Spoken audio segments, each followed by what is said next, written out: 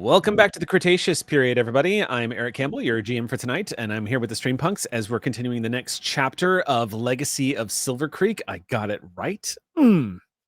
So we're going to start things off tonight with some quick announcements and then jump into our game. We don't have Noir tonight because I guess Noir actually is hurting dinosaurs. He didn't tell us he had any, but apparently he does. So I'm sure there's going to be a lot of questions as to how that's even possible when you're living in Chicago and nobody knows about it. But whatever. Well, keep your secret about the dinosaurs. Yeah, it's just strange how he's pulling that off. Anyway, but It's very impressive. Never underestimate. Yeah. Let's go ahead and kick things off. I want to give a big congratulations to our TD, our the master of Althaven, one Jake, who spawned a 0/1 creature token. As I like to joke this past couple of weeks. Well done. Jake is now Daddy Jake. We are all supposed to call him Daddy Jake. This is going to take some getting used to. But you know, hey, what are you going to do? Dad. Okay, sorry, just Dad now. Papa Jake. Which is absolutely. I have so many opinions about that, but I'm going to keep them to myself. Also, a big thank you to Noir, who did our TD, who was our TD in the last session and did a great job. So thank you so much for filling in, Noir, wherever you are, riding on the back of your dinosaur in Chicago. Also, a big congratulations to our group here, who yesterday, I don't know if y'all know, but the Power Play kids got back together for a fundraiser yesterday. Who wants to talk about that? Because I want to hear about how that went. Who wants to? Somebody, one of you two say something. Do it. We'll Caitlin. talk over each other and say the same words at the same time. It'll be really creepy. No, we did the Pact, the Preternatural Anomaly Control Team's little one shot. We raised money for the Maui Strong Fund to help get money back down to folks just in the community after all the wildfires and stuff. And we had a great time. It was very, very fun. Thanks to anybody who tuned in and checked it out. The VOD is available on my channel right now. It will be going up on YouTube.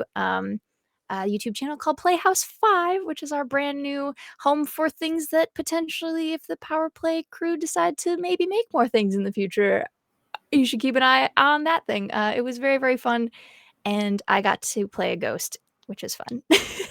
Please, nobody ask about what happened to the first 4 playhouses. For legal reasons, we cannot discuss it online nor any mad science they're associated. Thank you. Built into the contract. Yeah. Yeah, we're excited. Thanks for tuning in. And the Pact. But the link is still up. Actually, I'll retweet it again. The fundraiser is still open if you didn't get a chance to, and we're hoping to drop some funds into that. The fundraiser on Tiltify it stays open. So if you feel like tossing there, you can also toss directly to the Hawaii Community Foundation as well.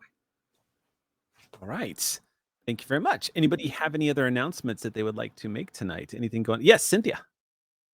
Hey, so my episode on Geek Public about my cancer journey aired this Saturday. Oh, sweet. So, yes, if you want to hear all the nitty-gritty scientific details, and I do get some of it wrong, so I apologize, but hey, it's part of the experience. YouTube.com/ I believe it's The Geek Public. I would really love it if you guys can support, watch it, share it out to your friends, and remember to go get your colons checked. Yeah. All right. Okay. Anybody else have any other announcements for the evening? Stuff that they're doing? Yes, of course. Our busy bee, Eliza. Go ahead. Hi. Yeah, we're gonna have an announcement this week with Versed. So make sure you're following Versed. Versed.game on let's see, X/Twitter, definitely Instagram and TikTok. Versed game or some variation of that, and Blue Sky. We're on Blue Sky too. Big announcement this week. Very excited. And then, as always, as ever, I am on Storyloom as Appease Eliza, and I'm going to have 2 more chapters of Anaya the Hunter, Town on Fire, coming out this week. I'm pushing for this week.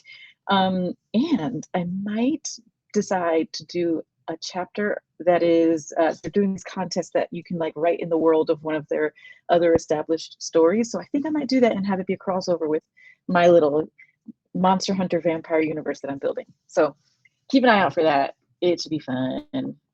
Sweet. All right. Thank you, Eliza. Any other announcements before we jump into Dino Land? Yes, Sam. I sometimes joke that 4 is the largest number because that is the number that Dazzler, my dog, has paws. And it would be ridiculous to think that you could count to a higher number. And it turns out that at least part of our brains agree. Using single neuron level recordings, we have learned more about how our brains count, and it counts differently for numbers that Dazzler has paws. So please check that out live now on my YouTube, youtube.com/Delevely, DELEVELY. But until then, I have been told that we get to cause chaos tonight. I've been specifically instructed, and I'm excited. All right. Then, with that, let's return to the Cretaceous period and begin tonight's chapter of Legacy of Silvercreek.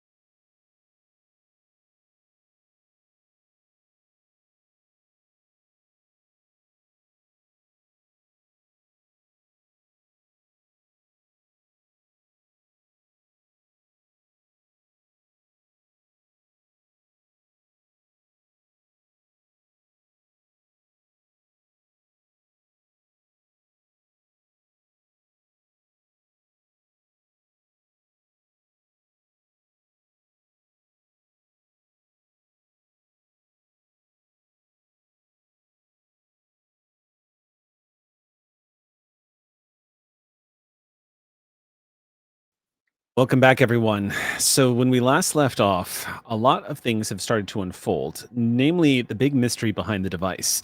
There's 2 devices that are currently raising a lot of questions. One, of course, is the one that 2 of our heroes brought with them from Kaleno City when they fled.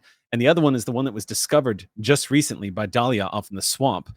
Both devices apparently are starting to raise a lot of questions as to their point of origin.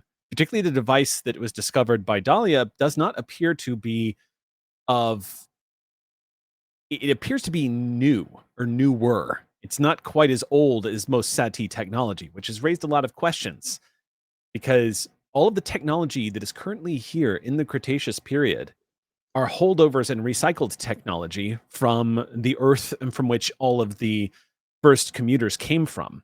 New technology is not created really here in Laramidia in the Cretaceous period. All you guys have to go on is the tech that has been brought and has been recycled, reused, repaired. There's not the resources or the foundations to construct new versions of the incredibly advanced tech that existed from the time period in which your ancestors descended from. Yet here this piece of tech is.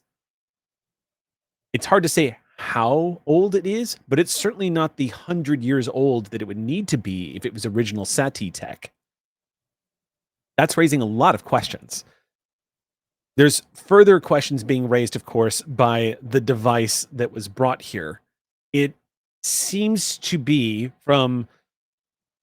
basically from Joe's theory is that it's triggering some responses from a few of our friends in the group who might have a connection or a sensitivity to time anomalies.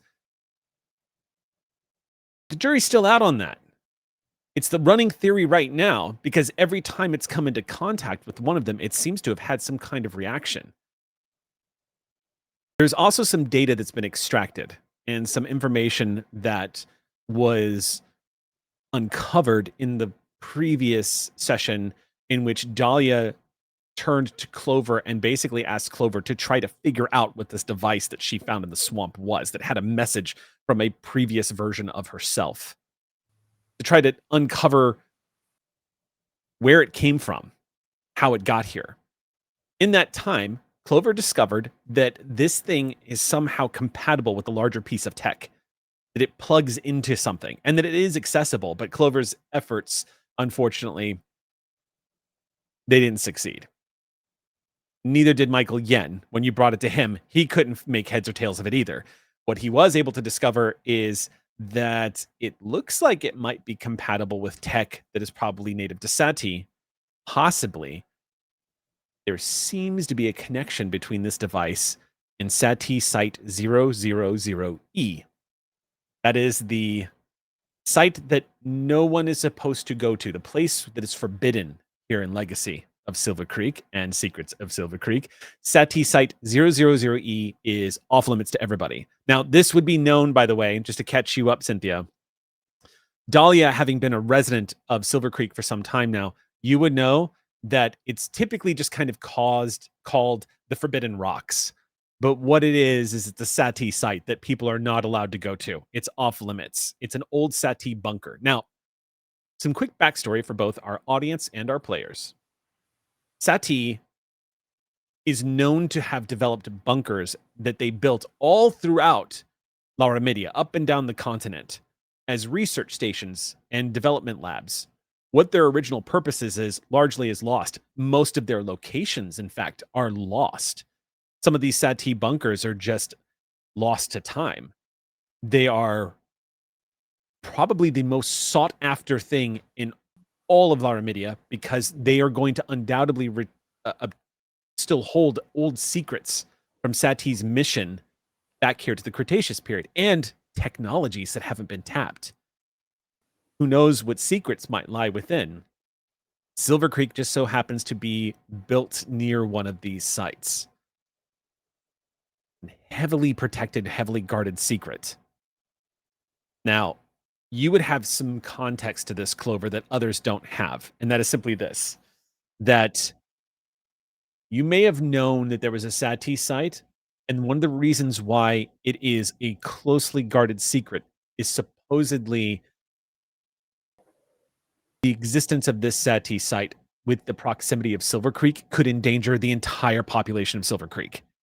If the butterflies find out about it, if SATI finds out about it, it could spell doom. It could change everything. Nobody wants that. Everyone just wants it to just remain hidden forever, which has raised a lot of questions, but has just gone kind of unchallenged.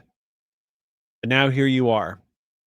When we last left off, there was a impassioned discussion about what was going to be happening next and some of the dangers that you all were willing to undertake in order to uncover the location of the SATI site and see if this technology would actually plug into whatever may be found at the site. Now, this is a big deal because it is forbidden. It has been stated as much. It has been visited upon everywhere. Dr. Molina in particular has been very rigid about this. No one is to go there on pain of being cast out of Silvercreek for the safety of everyone in the community. But you guys managed to convince Michael Yen, who is a scientist at heart, who absolutely wants to find out what's in this device. Didn't take much. He is both tickled and terrified at the idea of going to the site, breaking the rules, and uncovering new truths. Plus, he's never been. Well, unfortunately, Zach found out about this, and ever the rigid rules mongerer and wanting to keep all of the people of Silvercreek safe to the point of nearly like a panic. There was an argument, a big fight broke out. Melina entered the room, and where we last left off, Zach spilled the beans about everything to Melina. Just laid it all out and told her the entire plan, told her everything y'all were about to do, all the rules you were about to break, everything. Which caused Melina, Dr. Melina, who is known for being that rock, that rock kind of had a jaw-dropping moment, which spurred Ozzy to just sort of fill in the blanks and fill in all the things that Zach had left out at that point. The die had been cast, so Ozzy was like, yeah, this is what's up. This is what he's talking about. This is what we're going to go do. And that is where we are picking up. So there, we are starting the game off. We're going to have everyone in the room together as this has all happened. You are in, for the information, you are currently in Melina's domicile. Specifically, you are in Melina's living space. This is her living quarters in the back of the research lab. What's just happened is Zach has said what y'all are planning to do, and then Ozzy spilled the plan. And in the dead quiet, Melina is just staring at a loss for words. And the silence stretches on until you see Dr. Yen finally raise his hand and say, I feel like I should say something. If that's okay. I feel like I should say something because of all the people here. And Melina cuts him off and says, because of all the people here, you have the least excuse? Yes.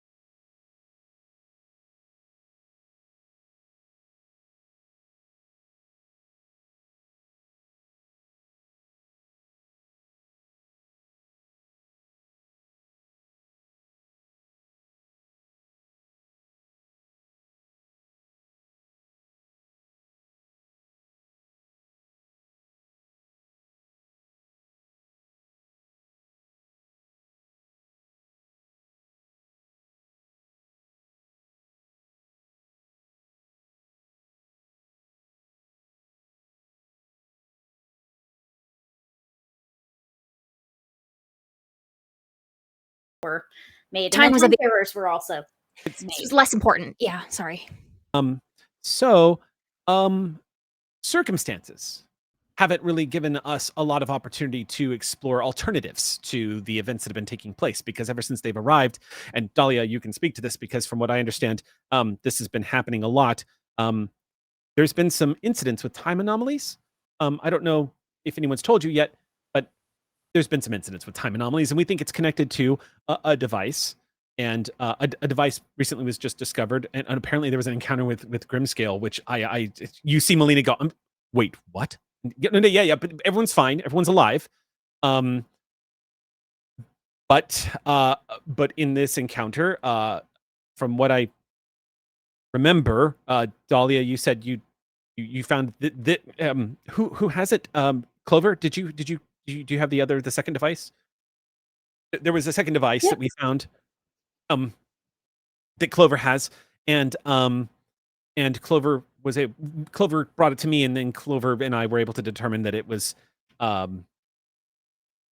it might be from somewhere else, or something else. We don't know exactly what. That's so cool. Melina, there's you see Michael Yen either pauses for effect or tries to give Dr. Melina a time to process everything that he has said, because he seems to be aware of how he's behaving right now, and just kind of like everyone in the room can see his anxiety levels are spiking. What's up, Dahlia? Yeah, so I would like to step in, and you probably missed me for this, Eric. Can we do a premonition check? Absolutely. Are you specifically just kind of like trying to focus and seeing what you can see? Yes, in relation to the plan that was kind of laid out before Dr. Melina heard about the whole situation, I want to see if possible, could I stretch enough to find out if the plan worked? Oh, interesting. Ooh, very interesting. So, hold on one sec. Now, is premonition found in the Cipher System core? I think Yes. so. Yes, It is? yes. Okay, On cool. our version of the book, page 57. I have it Great. written out if you need. Yes, I would love to hear it. It says you learn one random fact about a creature or location, so basically the Forbidden Land, that is pertinent to a topic you designated. Alternatively, you can choose to learn a creature's level. Don't need that. However, if you do so, you cannot learn anything else about it, so that doesn't apply. So it's just like the location. So you can pick a location and learn a random fact about it. So in this case, you could say SATI site 000E, and then I would, but at this level, it sounds like you're only going to get like a glimpse, a whisper of what may have happened or may transpire. It's almost Totally fine. Okay. Random fact. So as you're sitting there listening to all of this, you're hearing things being brought up again and again and again, and this feeling comes over you, Clover. So here's what you feel. Not That Clover, right? pull that brought you. Dahlia, not Clover. Yeah. Oh, I'm sorry. I did that again. Why is it those two names? It's for some reason it's Dahlia and Clover. They're nature names. They are nature names. Yeah, D, C, C. Yeah. So, Dahlia, that pull that brought you to Silvercreek, that instinct that you had to be here, that same feeling, SATI site 000E, is what you get. That same feeling of this is supposed to be. We're supposed to do this. This happens or has happened or will happen. So in the pause of Michael Yen, correct? Yeah. Mhm. I'm gonna step in and look at Dr. Molina. Okay. How much do you trust my abilities to see things or feel things? She takes a deep breath and she says, "You're playing that card, are you?" Very much so. She taps her cane for a moment as she considers, and she says, "I'll hear what you have to say." Remember, I told you a long time ago that I had a reason or a pull to be here in Silvercreek. Yes, I remember. And it was very, very strong. And ever since you arrived, I know that you have demonstrated the validity of some of your abilities. So what if I told you that I have the same pull to the Forbidden Rock? I would say it's ominous enough that it doesn't bring me any comfort. It doesn't bring me any comfort either telling you this. I'm mostly distressed that SATI site is our most closely guarded secret, and everyone here seems to know about it. She has a big smile on her face at that, which kind of hints at this like sarcasm. She slowly turns and looks over at Michael Yen, and you see the gears turning in Yen's head for a second, and he goes, and he glances down at the floor,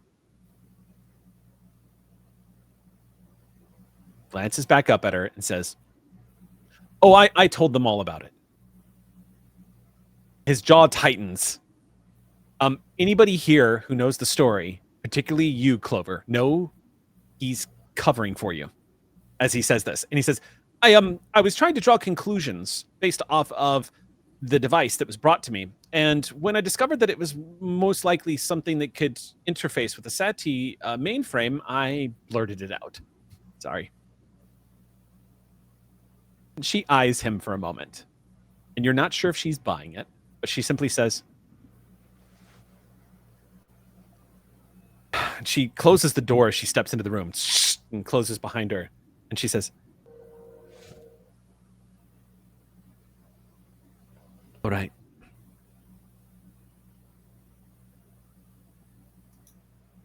All right. I need you all to understand before I begin speaking about this, how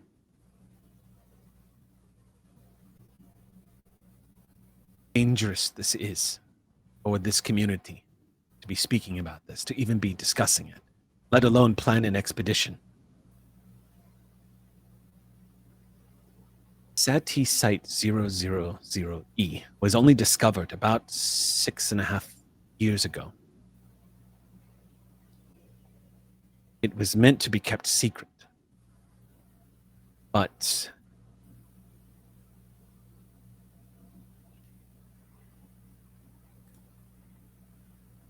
there is information inside that bunker that nearly drove one of the sons of Silvercreek mad with grief and anger. It sent 2 of our others away. There are things inside that we have been protecting so that none other would endanger the community or attract the attention of those who would seek the site itself. If you are planning on going to uncover what it is that is, my instinct is to tell you to simply destroy that and be done with it. Michael Yin interjects immediately and goes, "You're not going to do that, right? Because that would be awful." And I'd like to point out, it's not ours. We don't get the. It doesn't technically Dahlia discovered it, so it belongs to Dahlia. So can't really, somebody else's property and on. You see Melina look over at you, Dahlia, and says, "Then Dahlia can leave with it." And Yin intercepts and says, "Wait. That's not what I was trying to say. I'm just saying. I'm just saying." And he stammers. He can't find his words. Do you mind if I help out a little bit here? Jump in, yeah. So I think what Michael's trying to say is, yes, it is my property, and there's another device that may be somebody else's property that has to do with this. So the way I look at it is we're relatively new. So you're not necessarily losing too much to Silvercreek if you sent out a special retinue to go seek this out.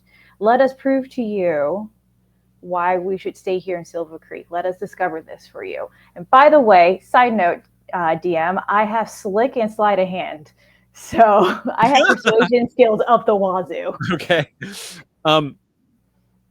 Okay, go ahead and roll me persuasion then. So this is going to be an intellect-based check. If you have any skills, you're basically rolling against Dr. Melina's level. She is a level 3. So you are going to need to make an although it is worth noting that all matters concerning the safety and security of Silvercreek, she activates as a level 4. So you're going to need to beat, before you drop that target number down, you're going to need to beat a 12 or better on a d20. So okay, what skills do you have? Do you have any skill? You said you had an ability. Slick, yes, I have slick. So I'm trained in all tasks dealing with persuasion. Okay, cool. So trained means you're automatically going to get it at a flat difficulty without penalty. So do you have any like skills of persuasion? Any social skills on your character sheet? I believe that is the skill that comes with the slick type. Yeah, 1 level of skill training. Oh, I see what you're saying. So it's automatically going to drop that down from 12 down to 9. Okay, Yep. So then you can, if you want, you can spend intellect points minus your edge in that. Yes. To drop it 1 more level if you want. Or you can spend a story point. We have 8 story points. And, do you guys mind if I spend a story point? Do it. Ox Crew points. Yeah, go ahead. So Ox Crew point. This one is coming from Duran 452. Thank you so much. You just your support of the Stream Punks just helped Dahlia. All right. So that's going to drop it further. It's going to drop down to a 6. So you need a difficulty 2. It's 6 or better and a d20. I literally got a 6. Nicely done. Woo! On a 6, you see Melina is fighting this in her head. Because, Dahlia, because you were just so good at reading people, same as, I would actually argue, technically, same as Ozzy. Y'all are just really good at reading people. Melina resembles a woman that realizes how irrational she's being about this. And you see her scientific mind kind of fighting through it. Your words kind of pushing her that needed push. Where she says, this keeps coming back. This is happening now tells me that we need to answer these questions, or we are just going to be back here again one day. Precisely. I need you all to promise that you will keep this expedition between everyone here in the room and no one else. That is my one condition for me sanctioning this.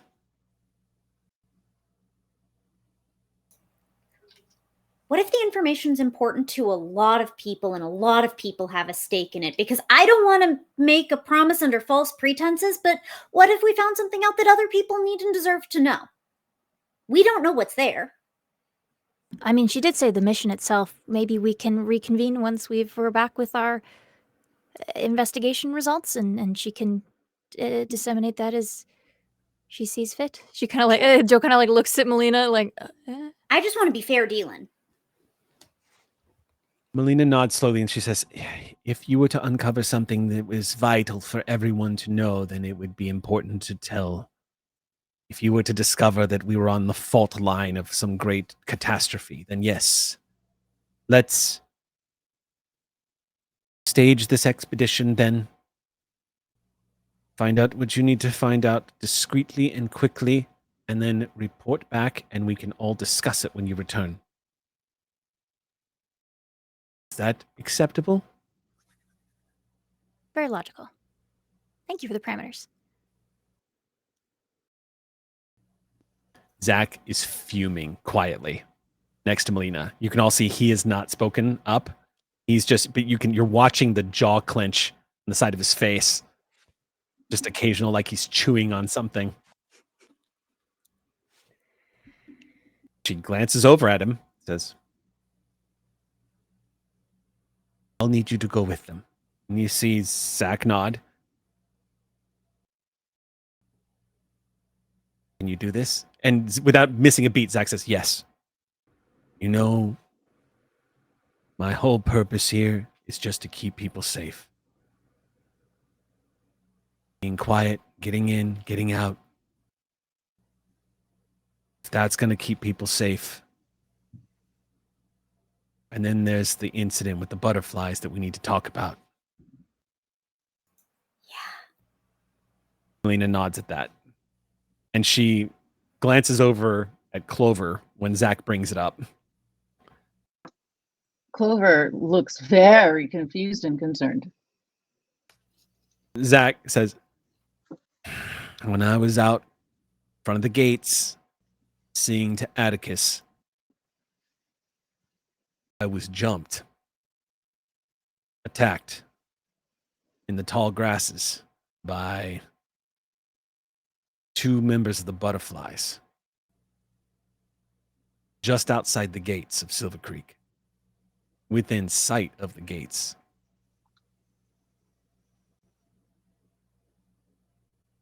That Go ahead. Did you get their names, or what do they look like? One of them, I heard one of them say their names were Vela and Orega. Vela was a young woman that was pretty eager to kill me. I convinced her not to, by nearly killing her. Orega seemed to be the more sensible of the two, but he's the one that dropped the ultimatum that we hand over the device that you all have, or Silvercreek was going to burn to the ground. I don't know how they know. How do they know about that device? Exactly. Wait, which device? Why do the butterflies know about any device at all? All I know is they wanted the device that, and they mentioned, looks over at you and says they mentioned Clover by name. They asked about her. Well, Wanted to know how she was doing. That's considerate. I'm sure they do. Clover, do you know how they would know about these devices? I left and never turned back. I have not sent messages to them. I have no desire. I just wanted to. I didn't even have time to. Oh, I don't I know. apologize if that sounded accusatory. That's not what I meant. Is No, there I didn't something? think. I mean, I'm just feeling very flustered. No, it's not you. It really is me. Do you need a moment? No, I just need for them. Did they asked how I was? They didn't say anything else, like they want to kill me still? Zach shakes his head and says, no, the one, Orega was the one that was doing most of the speaking. And he sounded a little sad, actually. Clover, the names, Vela and Orega. Yeah. Vela is familiar to you. You knew Vela as part of the butterflies. She is a violent fanatic. And of course, it's not surprising to hear that she is completely fallen in line with Arco. That's a world being built for someone like her. That makes sense. You do know the name Orega. Orega was somebody who was kind of an oddball and on the outskirts of a lot of the butterflies. You always got the impression he never really fit in or kind of bought into it. Your impression of him was always that he was kind of a bit of an opportunist. Like, he wasn't necessarily a believer in the cause, but he was valuable to the group and he was loyal to everyone he traveled with. But what was interesting about Orega is he didn't join the butterflies until about 4 or 5 years ago. So he's kind of new and he's a bit of a mystery. No one knows really where he descends from. Okay. Yeah. You didn't know either one of them very well. The Butterfly's pretty small organization and everybody kind of knows everybody, but everyone kind of forms into their own groups. And it's also worth noting too, Clover, as a quick grim reminder that most of the people that you were close to were loyal to Aldane. And what happened to her happened to a lot of them when you fled.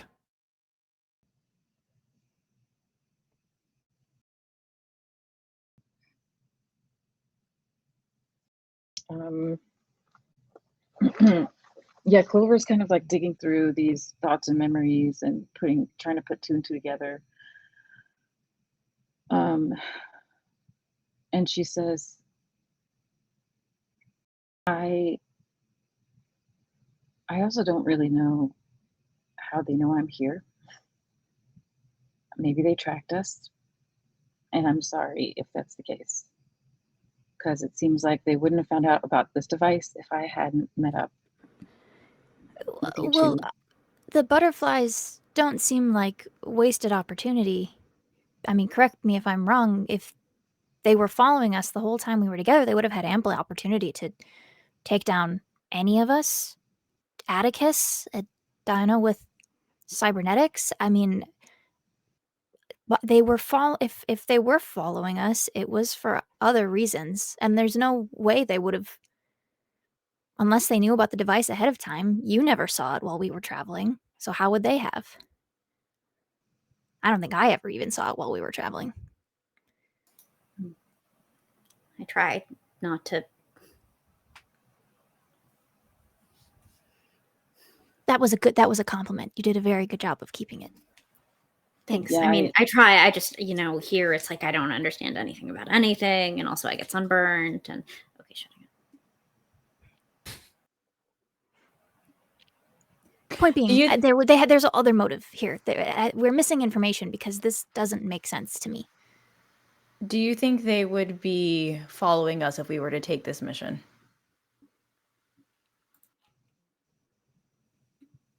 I turn to Zach. That might be a question best for you. You last spoke to them. Zach says, he nods and you see him consider that and says,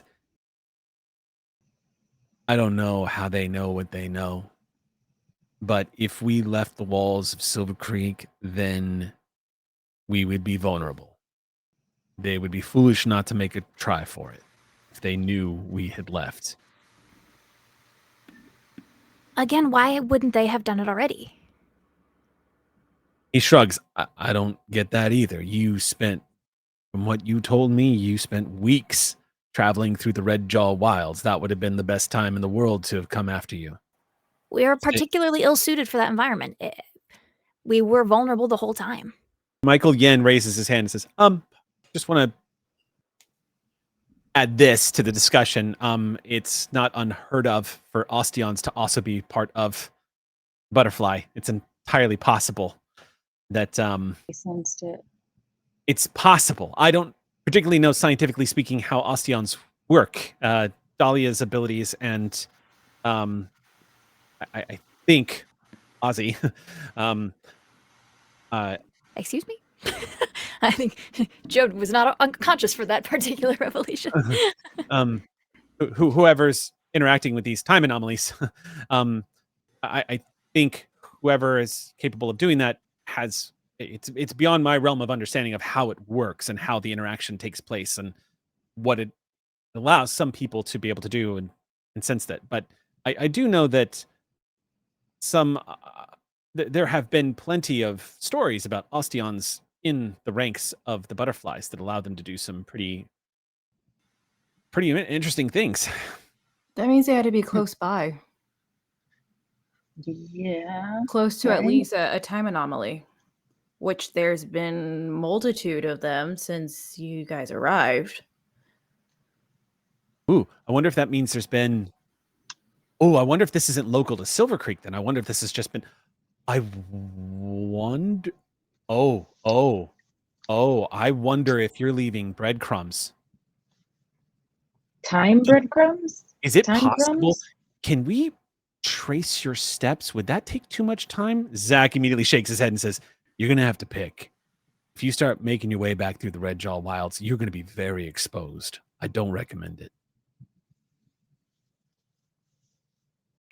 I think we should move forward. This begs the question, is the device causing the time anomalies? And if so, more data is required. My theory Yeah. is that it's amplifying in some way. I don't know enough about this particular area of study, but that's my current theory. Hypothesis. Would that look- maybe let the butterfly Osteon pick up on it? Maybe. Also, it's entirely possible. We do know from, the past hour and a half that a time terror struck Silvercreek. It could be that time terror is not a result of the device, but was actually just part of the storm, and the device reacted. Again, my working hypothesis. Yes. Don't hypotheses have to be testable? This How do one we is- test this hypothesis? Oh, we've got an No. Osteon, right? We're not doing that. No. Nope. No. The mean, last time that also- happened, we got hit with a Mhm. rock. Okay. And also, if we turn that thing back on, we're showing the butterflies that we're just messing around with it. And we don't necessarily plan to destroy it or give it to them. So maybe we don't turn it on until we get to that place. Reminder, I- GM, does it have an on-off function, or is it just kind of always low level doing its thing? It seems We to have, or do we not know? Yeah, I would say, if judging from the descriptions given before, your encounters with this device thus far have been that it just activates itself sometimes. It reacts to things, you're not entirely sure what or why, but there's no real on-off switch. Okay. So hold on I've- real quick. Dr. Melina, I don't know if this part was disclosed to you, but anytime a time anomaly happened with these devices, I saw myself in an older version.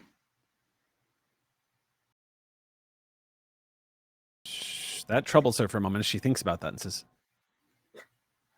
"Any idea why? What it meant?" It seemed like a message was trying to come through, and it just kept repeating and repeating and repeating, and there was fuzzy screens. And it felt like at one point, I want to say just before that hurricane hit, or maybe during the hurricane, it felt like everything just fell on me. Like there was like a huge earthquake. You start having flashbacks in that particular moment, Dahlia. Oh man. You start it's not being ripped out of your body and being put into that place again. It's just remembering being in those underground tunnels and the thunderous roar of the ground shaking and people screaming. You remember what it felt like. It felt like the end of the world. It's still It was- vivid in your mind. Dr. Melina, it was an earth-shattering experience, literally. And there was no saving us. You see her slowly glance over to Michael Yen, who has turned a little bit paler as he's listening to this. And Yen just slowly looks at you, Dahlia, and says, do you have any idea how old you might have been? How many years from now that might have been? Old enough that my hands were wrinkly. And then he glances rather fearfully over at Melina, who she looks visibly shaken by this and just kind of and slowly sits down into a chair. And she looks at you again, very discerning look on her face as she says, Dahlia, how often do your visions come true? I mean, put it scientifically speaking, about 98% of the time.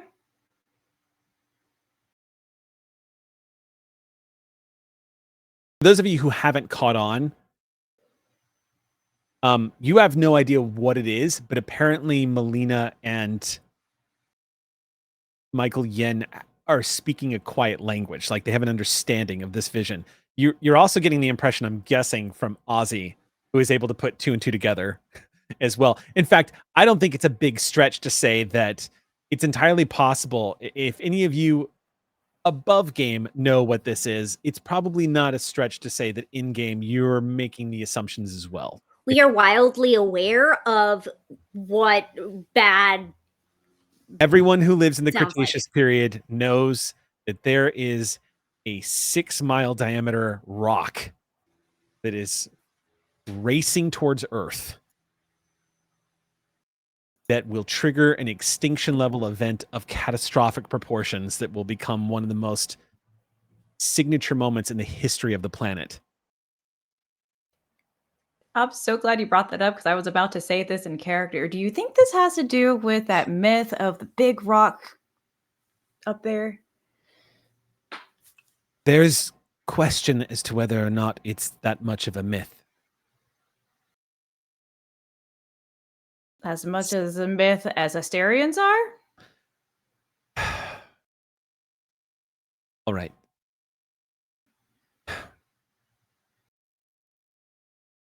Years ago, when the SATI site was first discovered, the team, the group that stumbled upon it, they discovered that it was indeed an old SATI bunker that had been abandoned, or it's hard to tell what happened there, but they were able to activate a functional computer interface while inside and retrieve data. You see Michael Yen immediately start leaning forward and says, "You never told me this." She says, "You'll understand why in a moment." But the data they uncovered seemed to suggest that the rock, which unfortunately is not a myth, is now projected to miss Earth by about 6,000 kilometers. Michael Yen furrows his brow and says, "That's not possible. The event has happened. It's already happened. You can't change that. You can't change that." We wouldn't exist. We wouldn't be here if it didn't already happen. Well, but that's only predicated on certain conceptions of like how time stuff works and presuming certain sorts of circularity. And like, hey, clearly temporal anomalies here on Earth can influence physical phenomena. I have a whole bunch of scorched fire stuff from that time terror earlier proving that it can have a physical effect. What's to say that it couldn't have an effect in the solar system that threw off the rock? What's to say it isn't? Melina actually seems to motion towards Ozzy and says, Believe me, I've had plenty of time to go through this. And I'm inclined to side with Ozzy on this. The truth of the matter is the event that happened that brought us here, it can be changed. In so doing, spawn an alternate timeline. A future for us. You see Yen just take his glasses off and go, I can't believe... Why would you keep that a secret? That changes everything. The butterflies don't even have a reason to exist. Like, why would you keep that a secret? They would never believe it. Well, they would no. They would think we caused it. They would think it was our fault. Yeah. It would cause them to double down. There's no logic way through that into a peaceful being set in your ways like that. You're not maybe very few would find relief in it, but Okay, wait. Putting it in layman's terms, because I'm sorry, I'm not a scientist. I don't understand all those big words that you guys just put there. Alternate timeline? Am I seeing myself in a different future? Well, it could be later in our future that is distinct from the one that she came from, pointing to Dr. Molina. Maybe Wait a it's minute. just a different future. Oh my God. The message that you got. It suddenly has a context to it that I hadn't considered before. Play that message again. Can you play that message again? Clover, you have the device, right? Can you play it? Yep. Yeah, I pull out the device and I play it. Okay. You see a hologram sparkle, shimmer as the hard light begins to form the digital image that kind of flickers to life, fading in and out. Do you remember what the message says? I don't know if I can stop them. Caitlin, go ahead. Caitlin and I have the notes. Yeah. Sam was about to say it too. Yeah. You hear it recycle. I have to stop. I don't know. Go ahead. I don't know if I can stop them. I don't know if I want to. If they succeed, they save Silvercreek.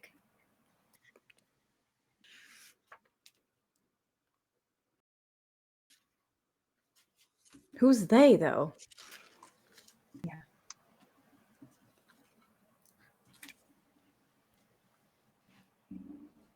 Heavy silence. No one seems to have an answer. Oh. It's just kind of... Yeah, Is it the what was butterflies? the context? You said there was context, Just, Dr. Yen? I'm trying to think. Hear me out. And Dr. Molina, I think you know where I'm going with this. I don't want to jump to conclusion. This is a huge conclusion to jump to, but that's an incredibly cryptic message. Incomplete, obviously. We're doing ourselves a disservice if we assume we know what that means. But I just want to point out that there are two pieces of information that suddenly, like puzzle pieces, are clicking together. Silvercreek has been saved. That message. You just revealed that the asteroid is not going to strike Earth, which defies... I don't know how that's possible. I'm still trying to wrap my head around that. I don't know how you stop a rock that...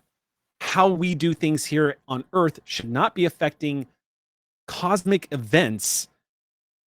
I don't understand it. Stopping the rock. Oh. Doing it on purpose. Oh. Doing it on purpose, not an act purposefully.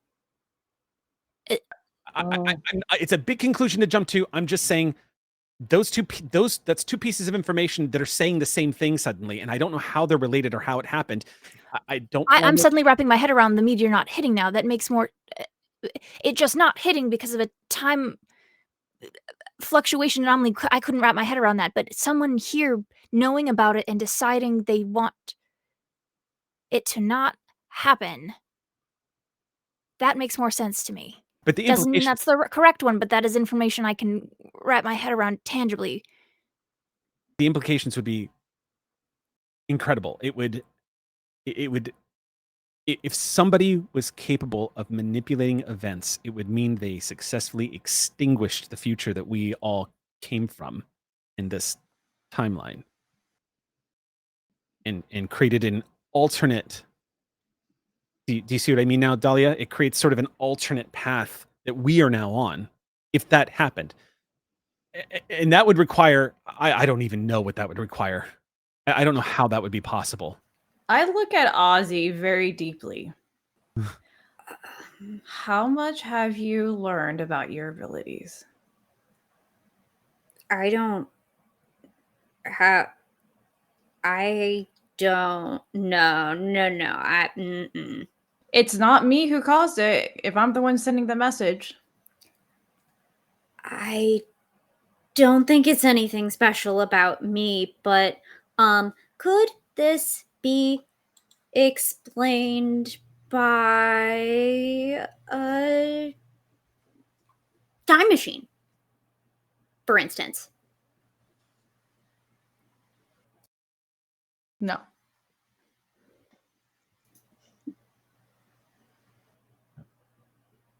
You know what? I'm headed out. I'm going to this place. I'm sorry.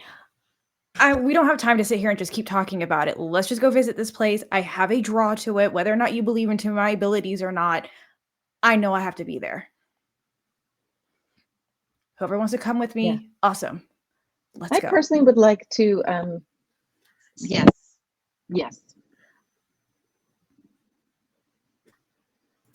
Okay. I'm sorry. I'm not scientific like you guys. I can't keep throwing around hypotheses about what if. I know right now I have to be somewhere.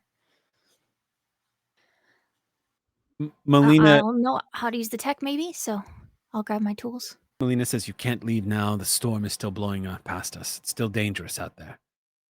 That's right. I forgot the timeline that we're in. I would rather you leave when the sun has set and it's dark out.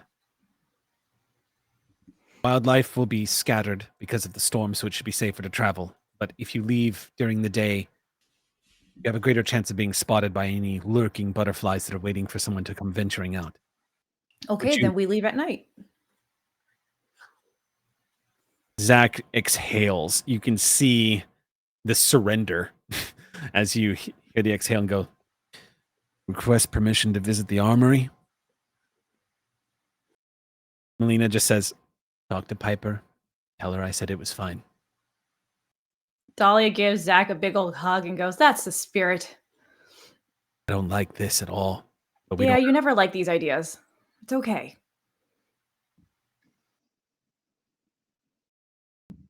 What happens next, I'm going to above board say this, just for player knowledge, that speaking with Noir tonight, I asked him if I had permission to play Zach and if he had any guidance for me, and he gave me the full go-ahead. So. The guidance was deep sigh. What happens next is Zach glances at everyone and says, I just get angry because I want to protect everyone. That's all. Sometimes that makes me loud. I hope you all know how to handle weapons. And he steps out of the room. I don't. Turning to Ozzy, I don't. I don't. I know. That. Look, better to work within your zone of competence, right? The good news is don't need they actually have some of the SATI power rifles on hand. Do you know what that means? Ian looks at you. It says they have auto targeting. It's actually quite easy. Just point and click, and the smart device inside the rifle will find your target and shoot. Yeah, not a I fan. actually haven't even gotten to shoot this yet. I pull out my power rifle. Maybe we can do some target practice before we leave. Just one other concern I don't think got fully buttoned up before we head out on this excursion, which is if there are Ostians and the butterflies you can see through time to us, we probably don't want to bring that energy to this super secret place with the big revelation about the thing. Do we need A diversion? a decoy? Yes. Probably wouldn't hurt anything. All right. I have 2 questions for the Osteons. Number 1, is there anything that like muffles your ability to sense these things? Like a material, an event, a sound, something like that?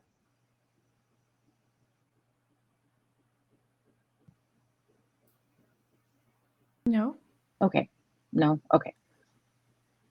Second question is, if everything's lighting up, then you don't see just the one thing lighting up. So maybe in making a decoy, we can have a lot of things giving off that signal to confuse them. So I think I would add, if I'm understanding this correctly, Mhm. butterflies are good at tracking. And if they were tracking, that means they may have been tracking Ozzy with the device. Yeah. So maybe if we recreate that situation, that would provide a good decoy situation. I don't know. I'm not strategic like Zach here, just an idea. But I would feel much better if somebody would go with you, Ozzy, somebody competent who can handle a weapon. I'll go talk to Piper.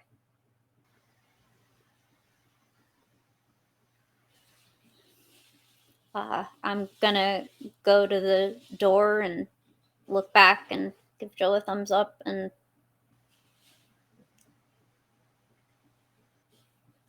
shh. Head Okay. on out after Zach. When you step outside, the first thing that happens is you are greeted with a lovely face full of rain that immediately strikes you in the face. You see pools and pools of water, lots of swaying trees, lots of activity out here, lots of wind that is constantly blowing and swishing things about. It's quite windy out here still. It's not gale force winds at this point, so it's not blowing you over, but it is that kind of where it pushes you a little bit as you're moving. The rain has the rain has slowed enough to the point where with the strong winds, you're just getting an occasional drop in the face kind of deal. But you managed to move your way down the center of the street. You're looking specifically for Piper. You know where you're going to find her. She is up on the walls, as Armory. usual. Are you looking for Piper? Is that correct? Yeah. Okay. All right. You find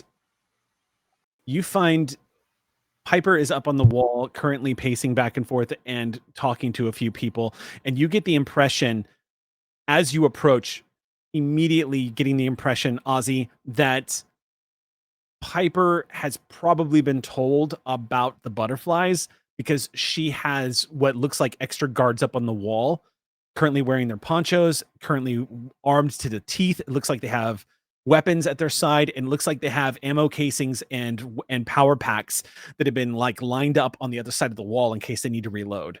It looks like she has silently put Silvercreek on red alert. So as you approach, she's giving an order to somebody to go man the south side of the wall. You come walking up. She stops what she's doing for a second and nods to somebody and strides up to you. Just goes, "Hey." She is soaked to the bone, just completely drenched. You got rained on. I got stormed on, and then I got time terrored. Thanks for pulling me out of that. You okay? She pauses for a second and then looks at you and goes, "Wait." And she puts her hands on your shoulders and looks at you and goes, "I don't think I am."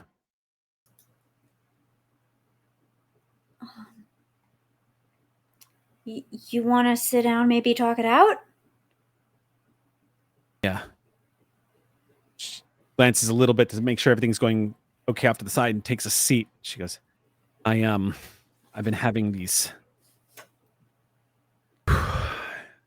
since the whole thing happened. I've been having these things.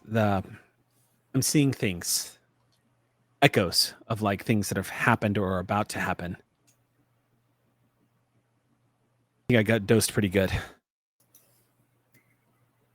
Seems like there's something about this place.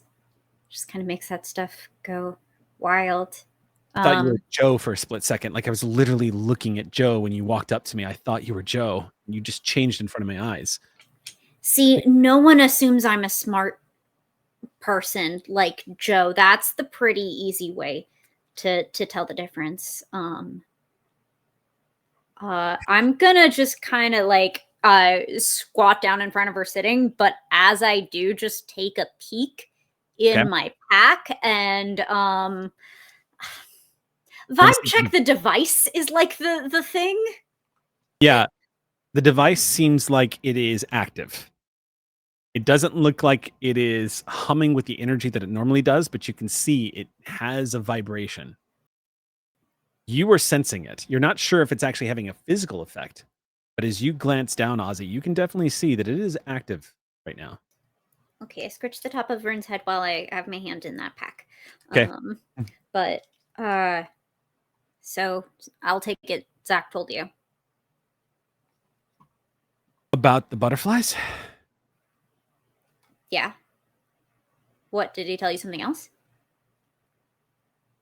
No, I just didn't know you knew about it, but I guess you would have had to have known about it. You see her once again rub her forehead and says, yeah, I know there's butterflies out there. I know he ran into them. I know they tried to kill him. Okay. I want to draw them off of here and off of some other stuff. They're after the thing you brought with you, aren't they? I think so. And I don't want your town you to get... I know, Ozzy, I know. Listen, I know I don't know you very well. I know haven't known you for long, but thing is I'm pretty good at reading people. I think you and Joe are all right. And I don't think you're here. I don't think you're being reckless. I think you're two people that need help. And I think Clover's all right too. I don't know what's going on. But it's not necessarily a trial period. They make it sound like there is, but there isn't. People came to Silvercreek. My mom came to Silvercreek because shit down south, people just wanted to live out their lives. And since then, the community's grown because people like you wanted to come find us to live out their lives. As far as I'm concerned, the moment you walked in and proved that you weren't a threat, you're part of the community. So just tell me what you need. I want to draw them off while some other folks go on a trip so that if the butterflies go after anyone, they go after us. And I don't know what I'm doing out there, so I went to the person who does. Do you want to help?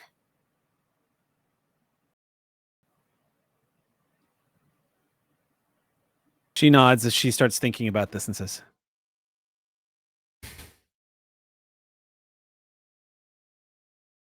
being very vague about what you need. You want me to draw them off while others go elsewhere? Does that mean go out into the wilds somewhere? I don't know where yet. Just different directions than other people. So if the butterflies are looking at someone, they're like, hey, look at me, look at me. We're like, hey, look at me. That was unclear. I'm stressed and it's storming, and I'm starting to think maybe I don't like storms too much. We're time terrors. We're getting yelled at. When do you want to do this? Tonight. Fuck, of course you do. Sorry, did you have plans? All I know is there's some butterflies out there and my place needs to be on the wall.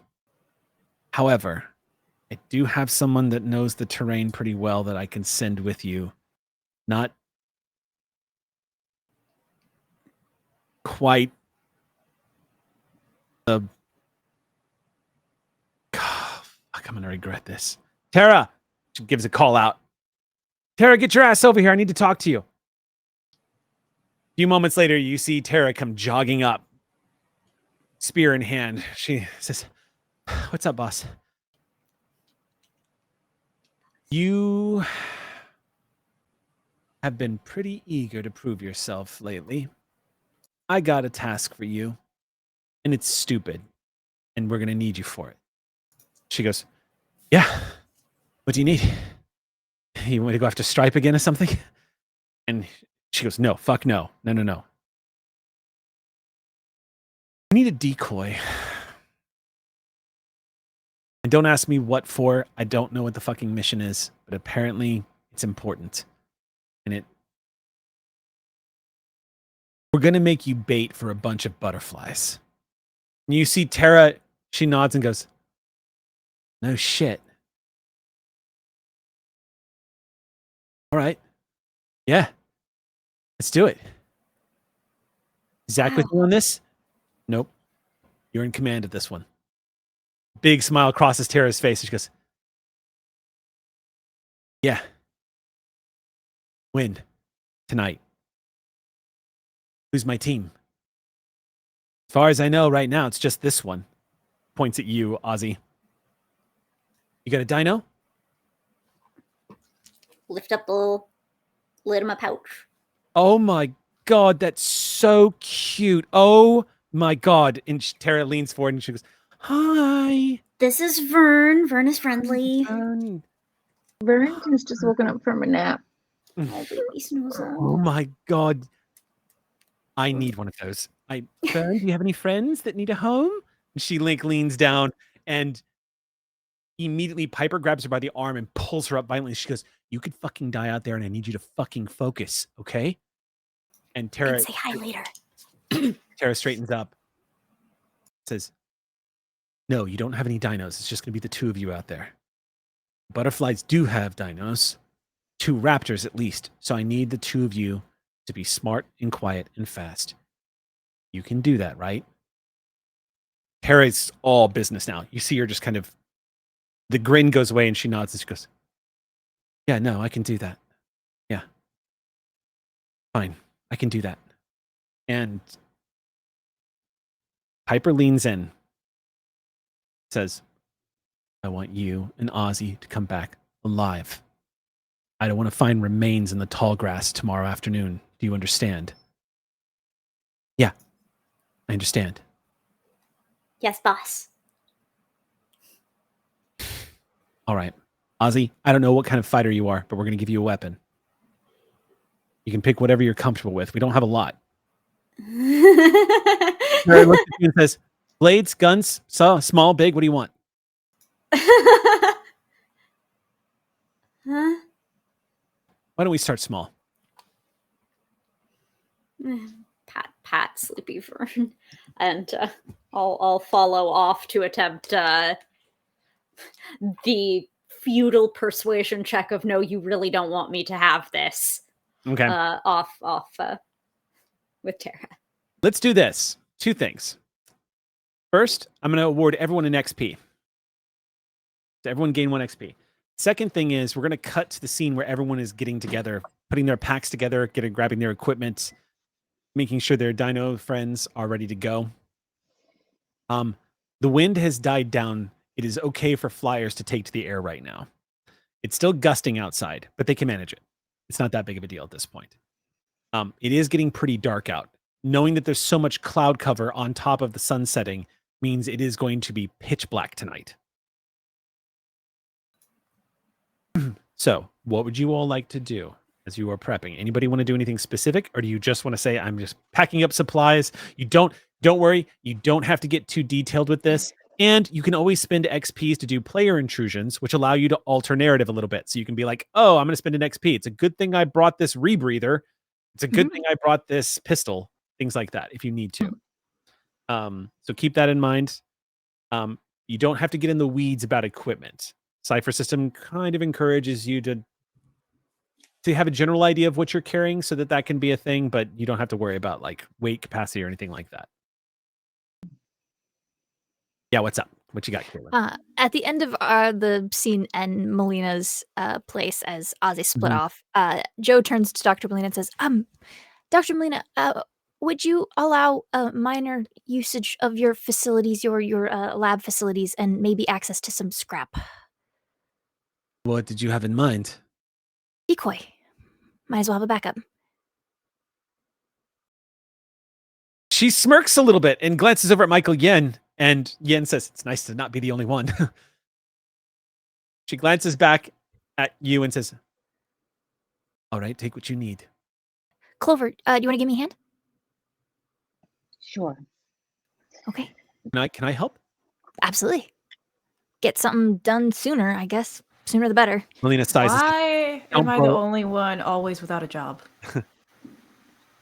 Well, do you want to help? Have you figured out the difference between the hyperspanner and the a sonic wrench? Is that a thing that you figured out yet? Because if Hyper so, you're what? more And than welcome Sonic this? What? to- Okay, you can be moral support, and I would appreciate that. Okay, we have things to build.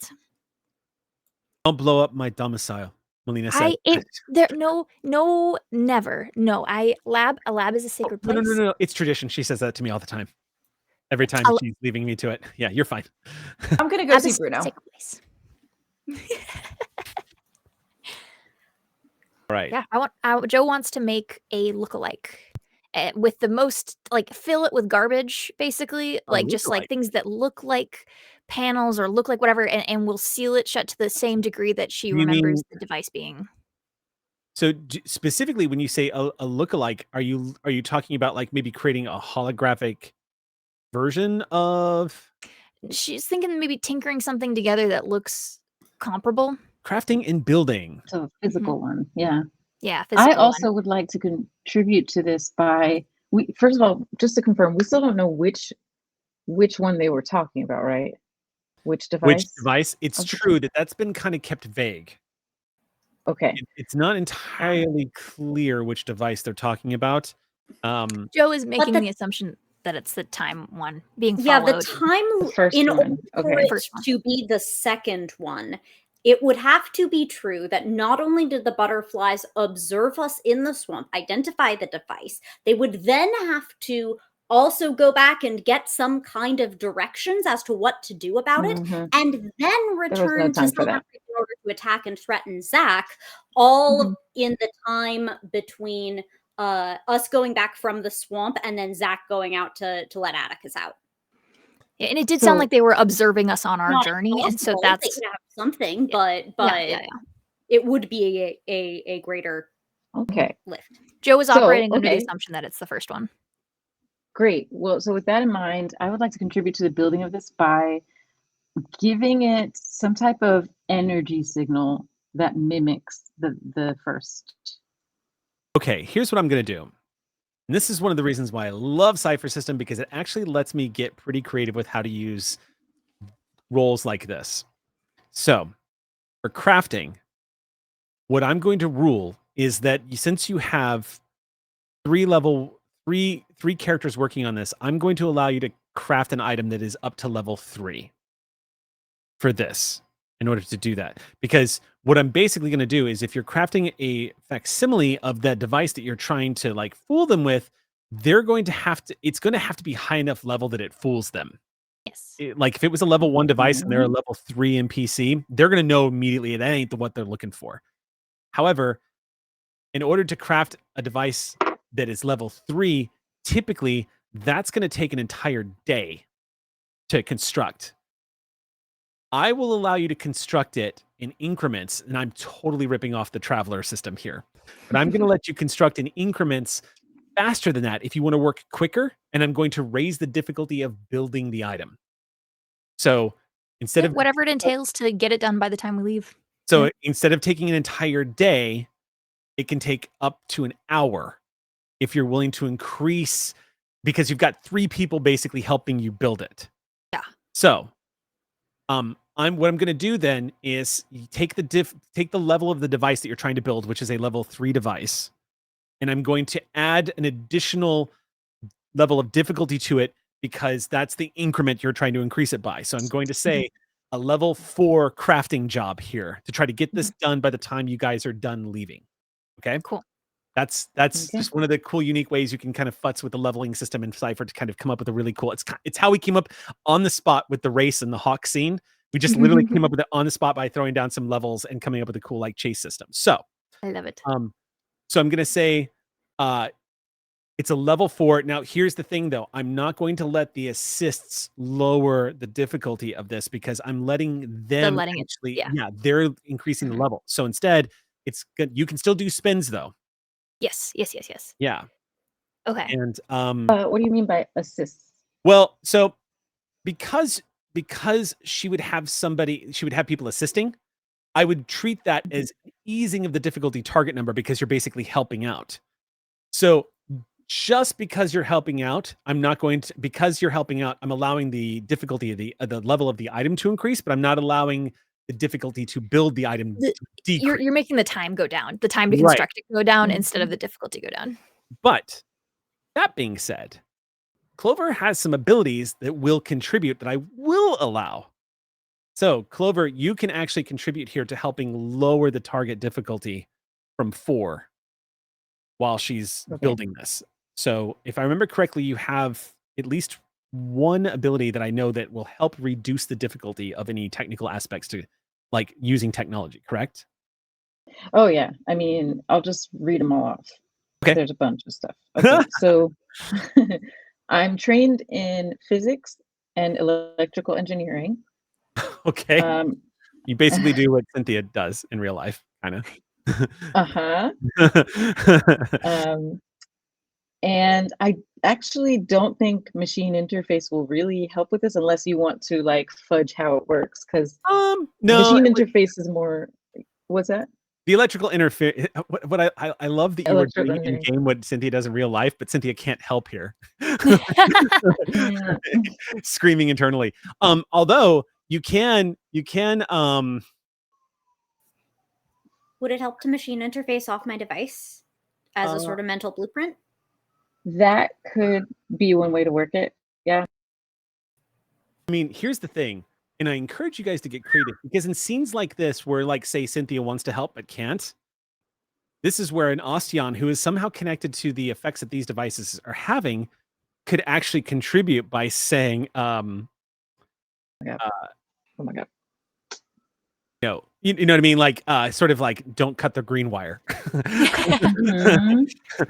So if you can come up with creative ways in how you think you can contribute to the construction of this, Well, allow.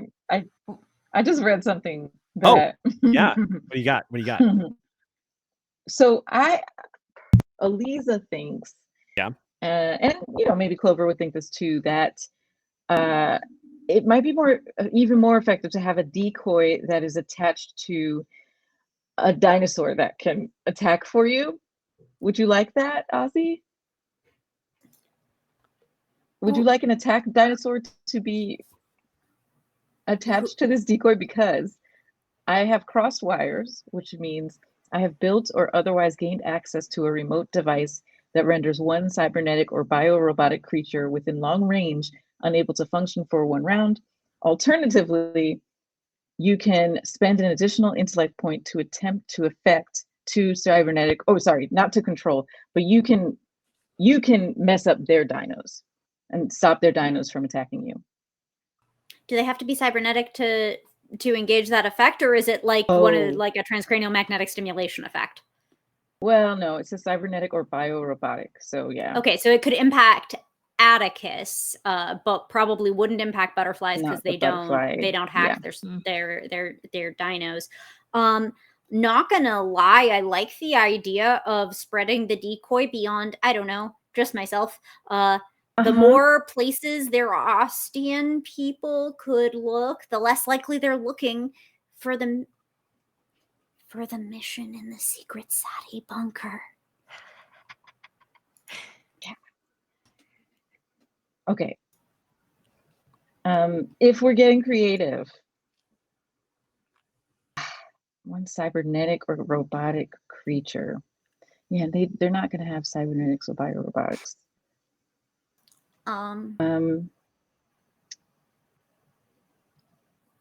Attempt to affect. Sweet. Eric, would you could we get creative with the attempt to affect part? Yes. So the first, okay, so the first I'm part of it is, It'd be very rare where I tell you no if you're getting creative with how you get a thing done. So go okay, ahead. Yeah, fire away. okay, here's my idea. So we build this. I can give it this crossed wires flavoring, this crossed wires ability, where it's a remote device now, and it can either render one cybernetic or biorobotic creature with a long range unable to function for 1 round. Alternatively, can spend an intellect point to attempt to affect 2 cybernetic, in this way for 1 round. Okay, if we're getting creative, I just would love to be able to say that this remote device can broadly protect Ozzy and Tara, and more specifically, stop those dinos. Maybe it's like, Oh, like putting temporal shielding around the group going to the bunker so they won't see her going to the bunker? are you cybernetic? Is Tara cybernetic? Because you are creatures as well. Am I a creature? Am I a cybernetic creature? Joe! I think you're just a creature. Hey! I'm not just I mean- anything. I'm Ozzy. If creatures also That's true. include humans, then Yes, I'll allow that. I mean, I'm Okay. willing to allow that. Yeah. What? So, like, maybe Okay. an emergency damper mechanism of just like the device equivalent of shh, be quiet. They're going past. Yeah. In case they Cool. do get up Some on type us, of- in like a local sort of pass without a circuit yes, trace. without, yeah, yes. Huh. Interesting. So my brain immediately goes to, you don't have enough information about how this device functions to know how to dampen it. You don't know what kind of energy signals it's putting off or how they're able to detect it. So how would you build an insulator for it? You're kind of throwing a dart and hoping it sticks. If you're trying to build something that creates some kind of like temporal dampening around it, that's super advanced tech. How would you do that? That's It's more- electronic though. So we don't It have is- to dampen the temporal effect. We could dampen the electronic effect to the signal that Yes. it was capable of giving off as a You as a could device is insulate- weaker. So kind of like kind of a localized, not exactly an EMP, but so something that would essentially dampen the electronic signature of the device itself. Yeah, and- just a little nap time. And hoping that is enough to basically quiet it. Yeah, And we'd then- like to roll for hope, please. I know it's not very much in the spirit of the stream punks, but this is what I would propose to you, sir. A jammer, yeah. Okay. Based on that, yes, I would say you can absolutely construct something that might cause it to sort of mute, as it were. And going off the assumption that it's the electronic signature that they can detect, that would be a successful challenge to their ability to track what the device is and where it is. Are you talking about attaching this to a dino and sending it off into the distance and having them chase after it? Is that kind of what you were suggesting earlier? Because you made it sound like you were attaching it to a dino and sending it away. I wasn't, but I like the idea too. Oh, okay. I thought that's what you were saying, and I was like, oh, that's why I was like, oh, interesting. Well, so we I have think two because- project ideas. One's a dampener. T-Rex, right? Just kind of like. I think she was "Oh, reading creatures and trying to assign it to Oh, okay. creature to a creature. Maybe I don't. That's how I Yeah, I was interpreted your thinking- reading through. The initial idea when I read this was like, oh, we can have a remote control to control a creature, to control a I dino. thought you were okay. I thought you were talking about attaching it to one of the flyers and sending them off with it to sort of I draw mean, them that in the also- opposite direction, and then maybe like dropping it somewhere because the flyers can fly now. I thought that's what you were saying. I'll do whatever you guys want to do. Sam, what do you think? Can I jump in as an You're Ozzy, engineer? you- I'm sorry. Yes, fine. Jump in. Oh, yes. Please. This is Cynthia's brain. This is not Dahlia, real quick. So if you're trying to do a jammer type thing, it would scramble your signal. It wouldn't necessarily dampen it. If you send it up into the air, you would have to also be careful about environment. So environment would set it off as well. So basically, like if you were to put an electronic device up there, will the moisture in the air actually cause it to short circuit? So you have to think about that. You should probably pull up a schematic real quick to look at the layout of the wiring, and that should be able to help you translate what is going on. And don't cut the black wire because that's your grounding wire. Okay, I'm done. Okay, so the notion is because we don't know the signal that is being given off by the device. We don't know frequency or nature of what the Austians are picking up on.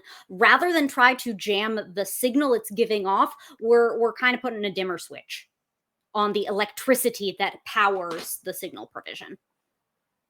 That's work on the electrics on the device directly. I would love to have a schematic. It was a rush of a time. Anyway. Can you spend an experience point to get the schematic of it and have the time to do it? Nope, we didn't grab it. I mean, what? This is Well, let me make this super easy for you, because this is what what I love about this is a perfect snapshot of what typically plagues D&D games, where you are trying to strategically map it out. And sometimes what happens in D&D parties in particular is you try to accommodate every contingency to outsmart what the GM might be trying to do to screw you over. In this case, yes, as Ozzy has so much, yes, at dawn we plan. In this case, what I would say is, so long as you come up with an interesting narrative way of executing whatever you want, I'll go along with it. And then it will just simply be whether or not it goes up against the level of their ability to detect it. All I need is something feasible and clever, and we will contest it. So sending it off into, I know, oh, clever. Sending it off on the pack of a flyer on a pterosaur is totally viable. Sending Ozzy away with it to draw them out is totally viable. Whichever one thematically or party-wise or whatever you guys want to do is the right option. It's how do y'all want to do it? How do you see this in the movie that is Legacy of Silvercreek? How do you see this unfolding for these characters? Eric, may I pitch you? Pitch me. Given that it is around 7:30, we can reveal this after we return from break. Somebody's got like cold pizza in the fridge, don't they? All right, let's take take a 10-minute break. Think about that. We'll be back in 10 minutes and we'll discover how the party is going to pull this off with butterflies lurking in the tall grass like Pokemon traders. We'll see you guys in 10 minutes.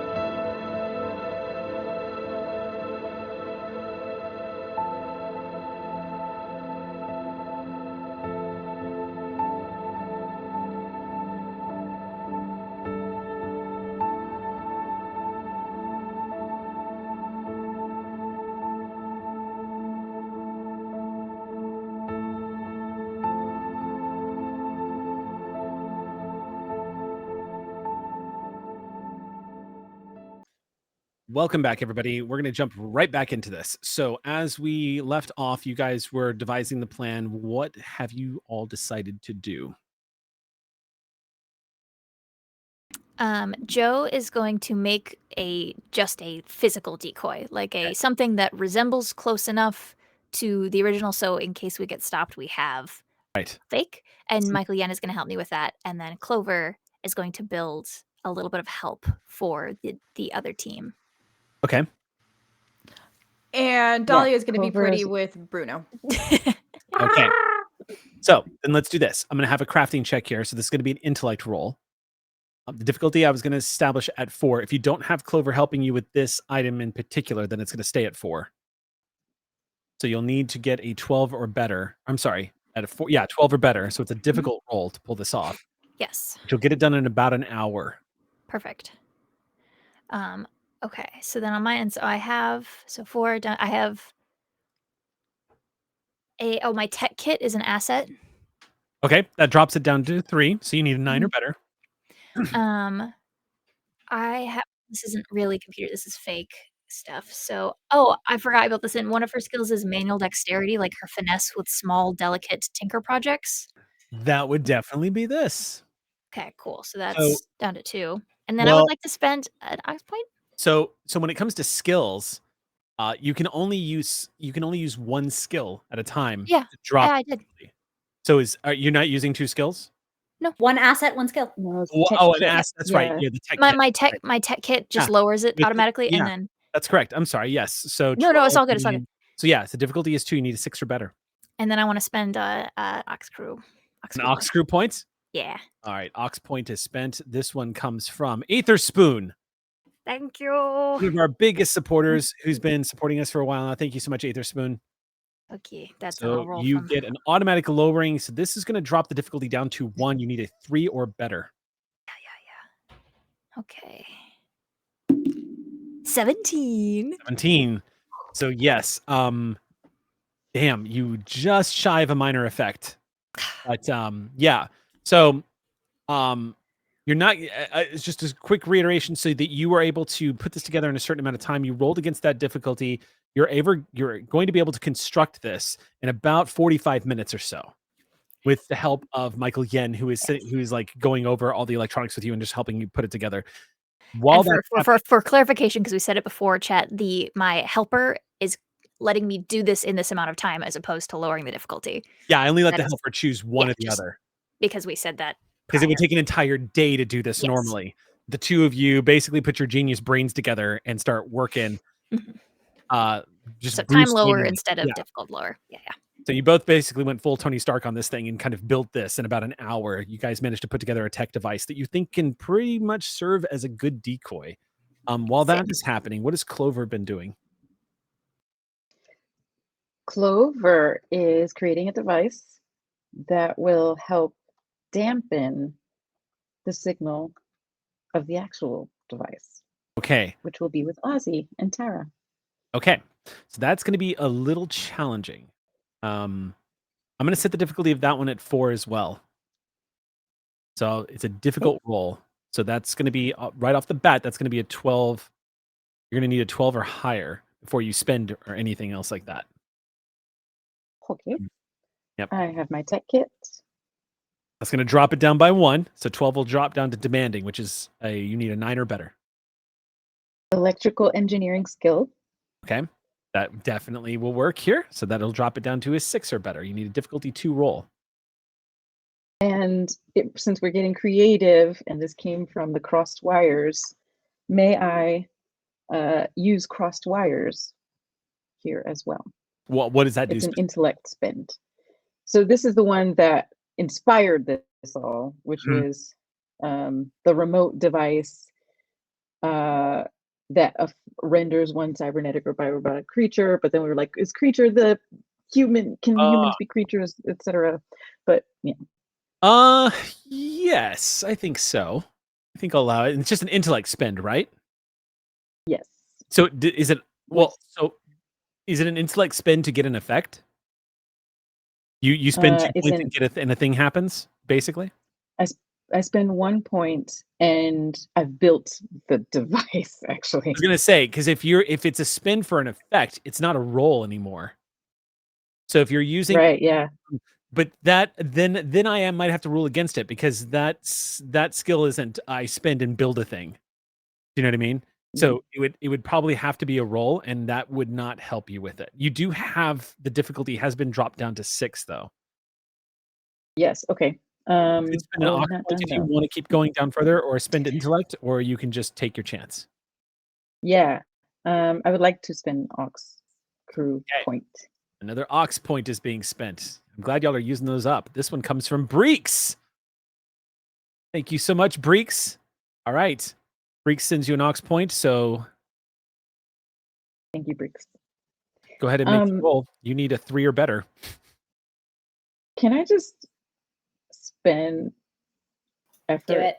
Do it. Do it. If you spend an effort, that'll drop the difficulty to 0 and it automatically succeeds. Yeah, You do. I would by like the to way- do that. You do. By the way, just so you know, if you get an auto success on something and don't roll, you still have the option to roll if you want. The reason why you would do that is if you were trying to mine for a major or minor effect, but you always run the risk of a GM intrusion. So keeping that in mind. Right. But yeah. Yeah, no, I just would like to auto succeed. Okay. You just pull a Lacey and do the thing. Yeah. Basically you hit difficulty 0. So you go to work easily building a device that I mean, as a former butterfly, some of the things that you specialized in doing was creating devices that would disrupt electronic signals so that you could really mess with tech. Sabotage was kind of why you were trained to do it in the first place, masking the entire time that the reason why you were doing it is because you really needed to learn how to build, not necessarily just destroy. You managed to put this together in about the same time frame with about an hour. Difficulty 4, it's going to be about 45 minutes to an hour. And you and Joe basically finish your project roughly at the same time. You guys show up and kind of compare. I am going to say that I'm not going to have this reflected on the character sheet or anything like that, but I'm going to say that the two of you, considering what you just pulled off in a single hour, which would have normally been a day's worth of work, is exhausting. So the two of you kind of meeting up again and showing your devices off. The device doesn't necessarily look like the device that you have, but it would require close inspection to be able to tell. Somebody would have to pick it up and look at it to realize it's not what they're looking for.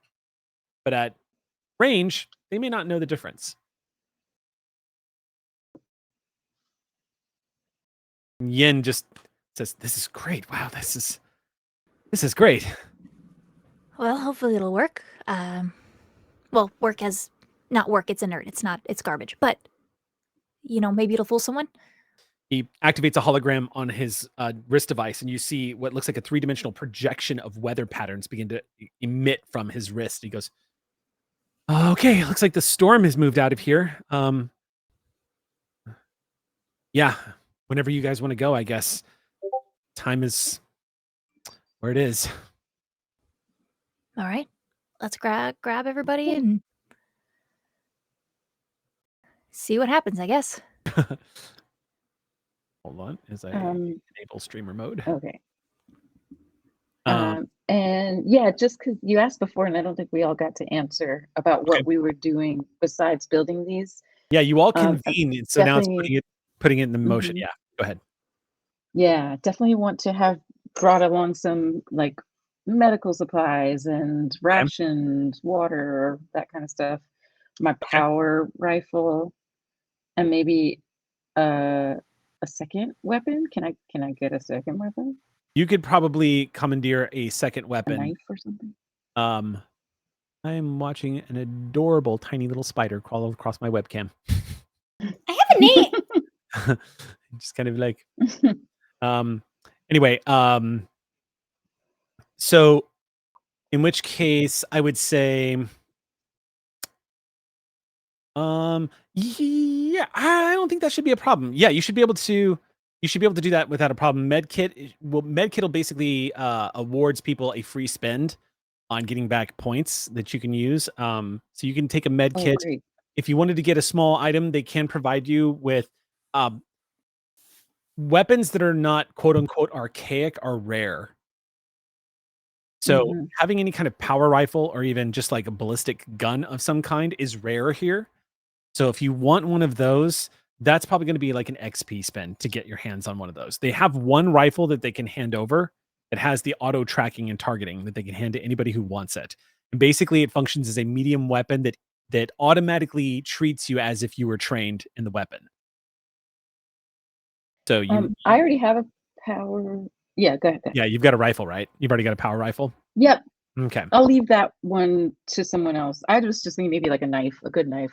Oh, a knife is easy. That's knife, spear, bow and arrow, stuff like that. That's all constructed very that kind of stuff is the very Horizon Zero Dawn kind of equipment. That is all available to you. That sort of tech archaic mixture between those kinds of weapons are available to you guys. I would love a spear. Okay, I would say that's a medium weapon. So then yeah, I would say that's going to do. So then treat that as a damage 4 weapon. It's a melee and you can throw it. I think the range on that is, I think that the short range on that is 10 feet. I'll have to double check. But yeah. Don't worry, we won't get. Yeah, I believe the cipher range is. Yeah, the cipher range is. Yeah. What's appropriate? I do have an inability with medium and heavy weapons. Oh, okay. So something smaller then, yeah. I'll just get a knife. Yeah. You have a knife. I have a knife. Okay. GM, if it's at all possible, I'd like to have a scene with Bruno. Yeah. Yes, please. It's been too long since we have met the most important citizen of Silvercreek. I agree. The funny thing is it has in fact been 1 week. So go ahead and Ooh, I'm in trouble.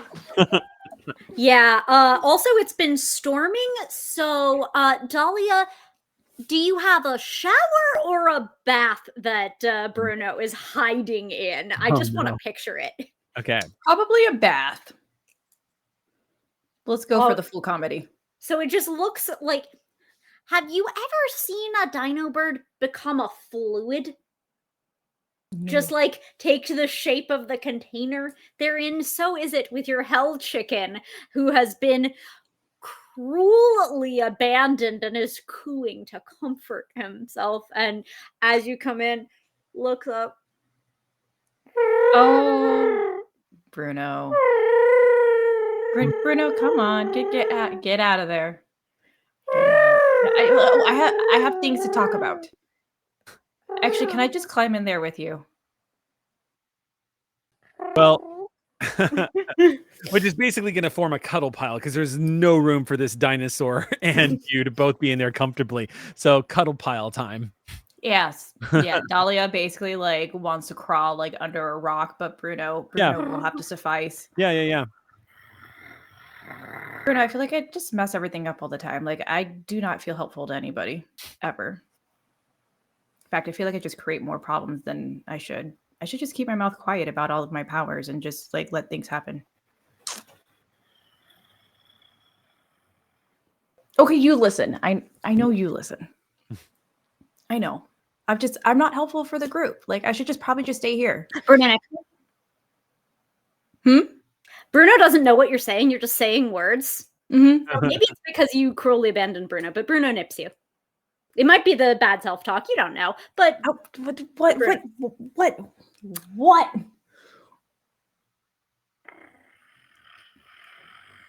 Are you hungry? Who am I kidding? You're always hungry.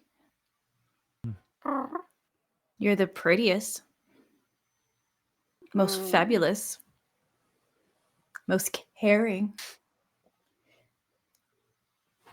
beautiful dino. Now Mama's saying with the nice voice, this is so the long neck will stole over your shoulder a little bit. Thank you. I needed that. I still suck at this whole thing though, honestly. I should just let everybody else go without me.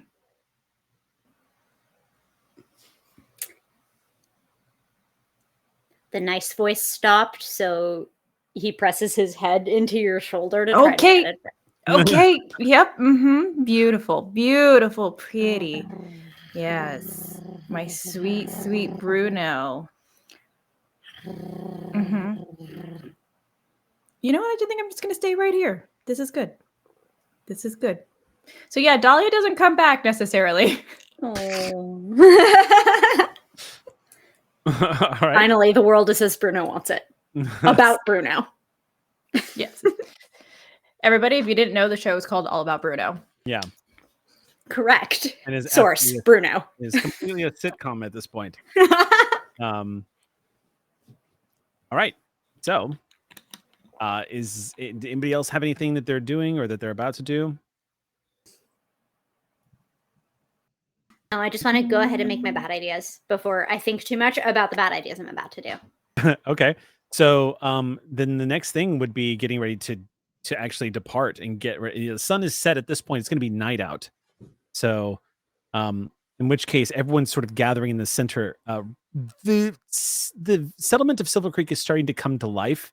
People have started coming out of their homes, out of their domiciles to sort of pick up some of the mess, as there's lots of debris that has blown around the interiors of Silvercreek within the walls. Each of you can see the community seems pretty normal as they're moving about. No one's really noticed the fact that there is a small gathering happening over by Melina's residence where all of you are starting to gather. Zach is quiet and brooding, but is also fully equipped. He has that bizarre device on him that looks like some kind of, it holds like a chainsaw, but what it really is sort of like this energy projectile spinning, like drill type weapon that he's able to wield, typically used for cutting things, including people he doesn't like. He has that strapped to his side, along with some of his other weapons. And he's also checking everyone to make sure their weapons are secure. Like going down the row of soldiers, as it were, just like checking to make sure that they have all their weapons in their holsters. He stops and has a few words with Tara. The two of them kind of go back and forth as they chat. And she's just nodding as he's saying things.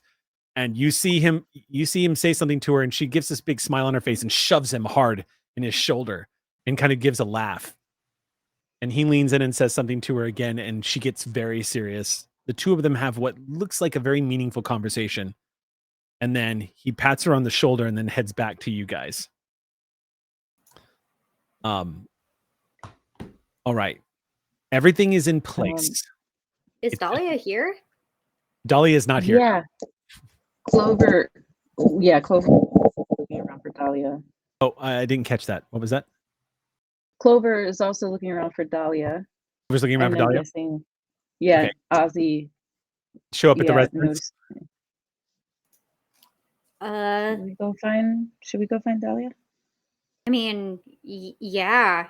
She said she was coming along, and if she were gonna miss out on trouble, something really bad would be happening. So we got to make sure nothing bad's happening, so that she Okay, can go let's get go. in trouble. Yeah. Okay, so we go over to Dahlia's Okay. domicile. So, Dahlia, Knock, knock, knock. Ring, ring. Yes. Doorbell, knock. somebody is at your residence.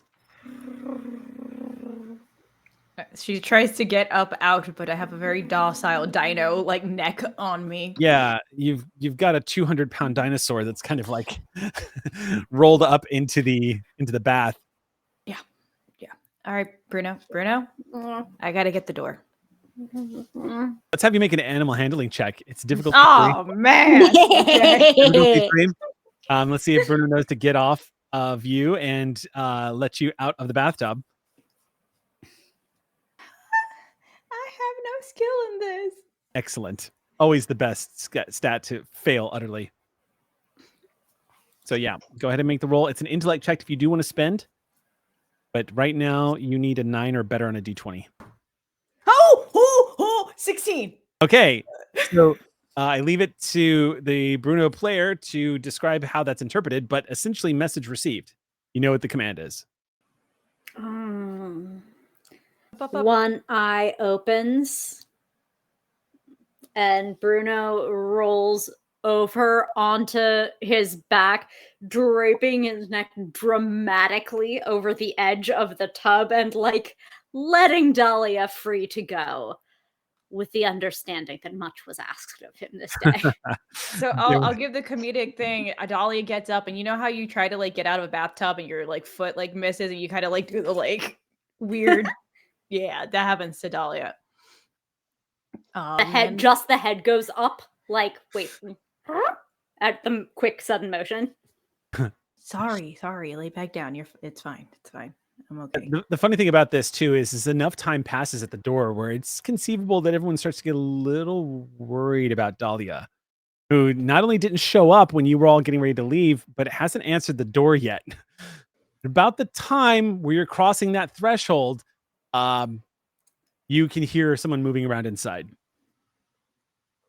Yeah. You 1 second. I like open the door. Hey, you ready to go? No. I don't think Oh. I'm going to be particularly useful for you guys. I can barely hold like a weapon. I only use this silly little pistol. You guys are the smart ones. You guys should probably just go without me. Michael Yen kind of fixes his glasses and says, "Didn't you say that you were supposed to be there though when we were talking about the site?" Yeah, there's that. Yeah, in the future you message, I feel like you're kind of important for all of this. You're actually the reason we're going. Seems like Future you're you kind of is anyway. central to the entire endeavor, actually, Dahlia. I mean, Yeah. I feel like you're kind of the key to this. I just feel weird about it. I don't know. I'm going Like, through. You hear Zach just mutter to himself. Yeah, okay. All right. Yeah, give me a second. I got to bring Bruno with me. Is Bruno in there? And Michael Yen kind of leans over. Leaning over, you could probably see in where once again the just the head draped over the tub. Yeah. Perfect. Dinosaur is liquid. Perfect. Dino liquid. Yeah, a long-necked, long-legged. Is Bruno feathered? Are the hominids? Yeah, I believe so. Yes, beautiful feathers. Beautiful feathers. That's There was right. beautiful Yeah. blue. Like, There was right. beautiful That's right. purple. Yeah. So yeah, There's plumage involved. yeah. Okay. Okay. Excellent. Okay, so yeah, you see this. Michael Yen kind of cranes his head a little bit and says, "Wow, I wish I could have the Hatties inside. They don't do too well indoors." Yeah, Bruno's special. Well, we're ready to go when you guys are, and there's the whole plan to distract the butterflies. Is that set? You guys got that handled? Yes. Oh, we did amazing work. It's fantastic. Joe Is is it now? brilliant. Clover's brilliant. It went so well. Yeah, we're ready to go. All right. Like Dahlia literally had her bag packed by her door anyways. So she just like All right. yoink, head wrap, Okay. and like Okay. whistles to Bruno to come. Do I need to do another animal handling check? No, I think follow me is fine. Okay. Yeah. After being callously abandoned, Bruno's certainly not going to let that happen again. No. It is Here worth- with Bruno. It is They will worth stop noting- at. Oh, sorry. Go ahead. I was going to say he will stop at the door waiting for the rain bonnet to be put on his Oh, head God. again. I put the matching rain bonnet on. Thank you. Okay. What I was going to say is it is worth noting, just for player knowledge and audience knowledge, that when you rank up, when you actually manage to gain a rank, your difficulty to handle the dinos drops by 1. He so as ranks you in can- Bruno. So as you continue to rank up, difficulty 3 drops down to a standard difficulty of 2. Lovely. Yeah. Oh, Yes, I know. So good thing to keep in mind too, as y'all continue to power up. Okay, so with that, you all manage to gather together and start heading towards the center of town and then down towards the gates. When you arrive at the gate, you can see down there Piper is already waiting for everybody. She has everyone on alert. You can see people kind of crouched down behind the walls, it is drawing it's causing a little bit of anxiety. You guys can feel a little bit of this energy inside of Silvercreek. If people are starting to notice that Piper has the walls manned, like she's prepping for something. But no one says anything. Everyone just goes about their business. But there is definitely a vibe right now. I would say a sort of like an undercurrent of anxiety from a lot of the folks inside the settlement. When you approach the front gate, Piper strides up to all of you and looks directly at you, Ozzy, and just says, okay, Tara's going to keep you safe out there. Whatever your plan is, though, just to ensure that she can keep you safe, I need you to do something that's probably going to be a little uncomfortable. I don't like singing in public. I'm sorry. That might be a bridge to Shut not up. where you were going. She rolls her eyes. No, I need you to listen to what she tells you to do, okay?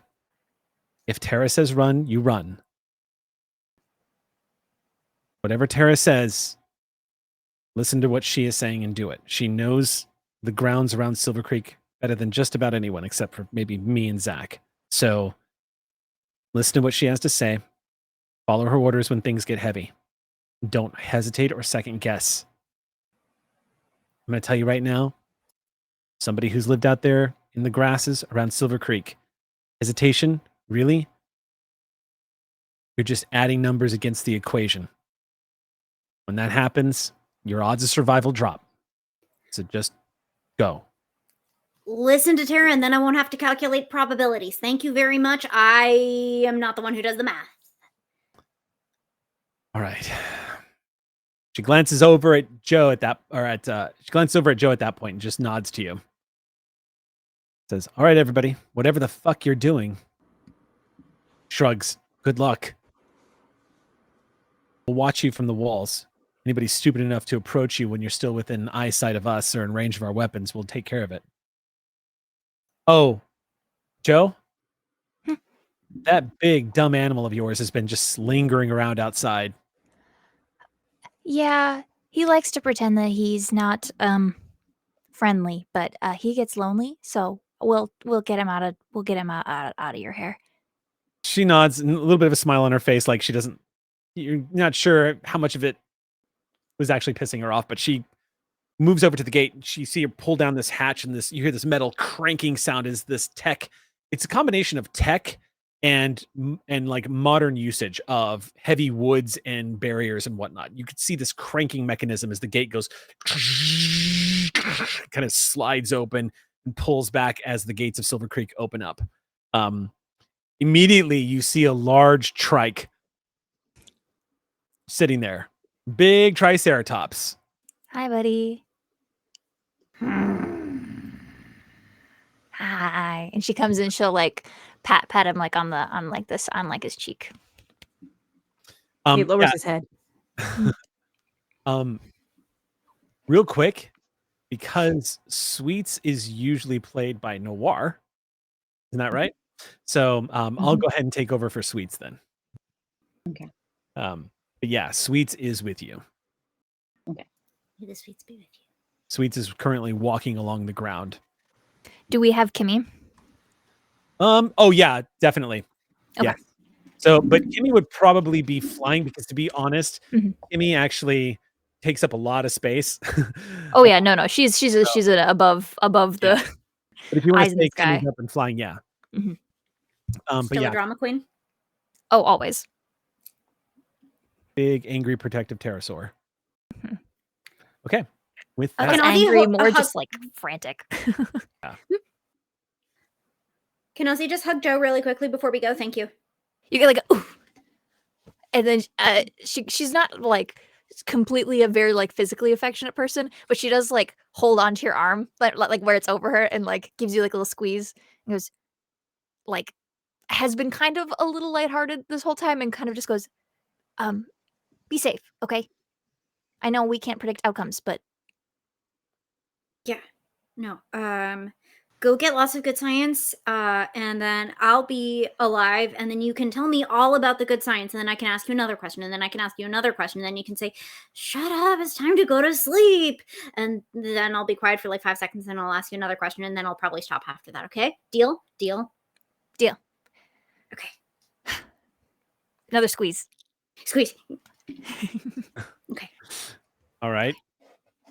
And with that, GM, as Mhm. we step out the gate, I would like to use Seeing the Unseen to see if the butterflies are even in range. ooh, okay. So, what does seeing the unseen do I specifically? can automatically perceive creatures and objects that are normally invisible, out of phase, or only partially in this universe. Okay, so not necessarily hidden, just like if they were Yeah. invisible or anything like Mhm. that. Okay. Mhm. Um. It says when looking for things more conventionally hidden, the task is eased.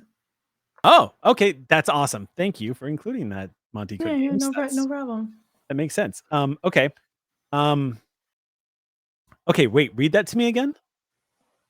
You can automatically perceive creatures and objects that are normally invisible, out of phase, or only partially in this universe. When looking for things more conventionally hidden, the task is eased. Okay. Everyone starts stepping out of the gates. And as this happens, Dahlia, you decide to tap into that sense that you've used so many times to try to sense out possible dangers that might be lurking. Your eyes begin to gloss over for a second, and to anybody who would be watching you, your eyes almost emit a faint glow in the dark and roll back into your head for a second as you start tapping into a sensory perception that most people will never understand. You don't immediately sense anybody lurking in the woods. However, glowing, it's the casing itself, the form itself, two devices are visible to you as partially out of phase with this universe. The device you discovered and the device that is currently in the pack with Mhm. wait, Ozzy, you have it, right? The actual device, or you don't have it? Yeah, it didn't seem like I should leave it behind. Okay, cool. So you've got it yeah. then. Basically, you become immediately aware of both of them. Um, as that sense takes over and your perceptions are immediately drawn to it because this is the first time you've used this ability around these two devices and you turn and move towards them, you begin to see a in your vision, it almost seems like the devices themselves are tethered to some kind of unseen force, like there are strings or glowing lines that are attached to them that they spin out. It causes you to sort of lose a little bit of equilibrium. And as you take a single step back, your eyes are immediately drawn up to the skies above, which to everybody else are completely cloudy. It is an absolutely starless night because you guys are underneath storm cloud cover in the middle of the night. So it is as dark as it can get right now. You see an open sky of stars and swirling clouds, dark purple maelstrom of like nebula starting to twist and churn. And you see what looks like some kind of atmospheric disturbance that, for a brief second, feels like you're gazing into infinity. You feel like you're being pulled into it, like you're falling away from the world itself. And for a brief moment, you almost feel like your feet are leaving the ground and you can hear noises that simply there are no sounds, there are no ways to truly describe them, more like vibrations. And then you snap out of it in a split second. When you do, you're going to see everyone staring at you because what they witnessed was each one of you saw Dahlia step out and take a moment to just like glance up at the sky, and then their body stiffened up and this purplish dark hued aura began to emanate from them for a moment. And space around them began to slowly warp for a second before bending like light, warping around them, like gravitational lensing, and then it corrected itself. Wow. I told you I'm not helpful in this situation, but there's no butterflies out at least. When you say it that casually, Dr. Yen's staring at you, mouth agape. Just, What? what was that? What was what? You didn't What did you do just now?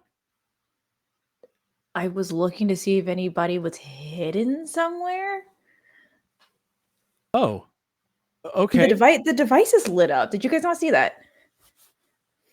Are the devices lit up? No, it's didn't- just in my I bag. didn't see that. They're like they're linked. Like they're linked to like all of this. Okay, well, let me tell you what I saw. I saw, and he goes into a full detail of the effect that everybody witnessed just now of you kind of for a brief moment stiffening up and that glow, the warping. Has that ever happened to you before? No.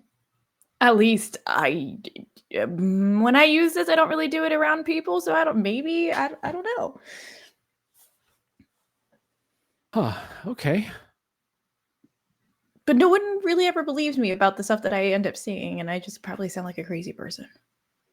No, I think Osteons by default kind of do things that we don't fully understand. So I'm deeply curious in your experiences. I have a whole journal I have a whole Really? Would you be comfortable sharing that with me? yeah. Yeah, Great. somebody can tell me that I'm not losing it. Oh, well, great. This is even more of an incentive to come back alive. That's wonderful. I didn't need any more, but I'll take it. Great. Yeah, so okay. Ozzy, be careful with that thing.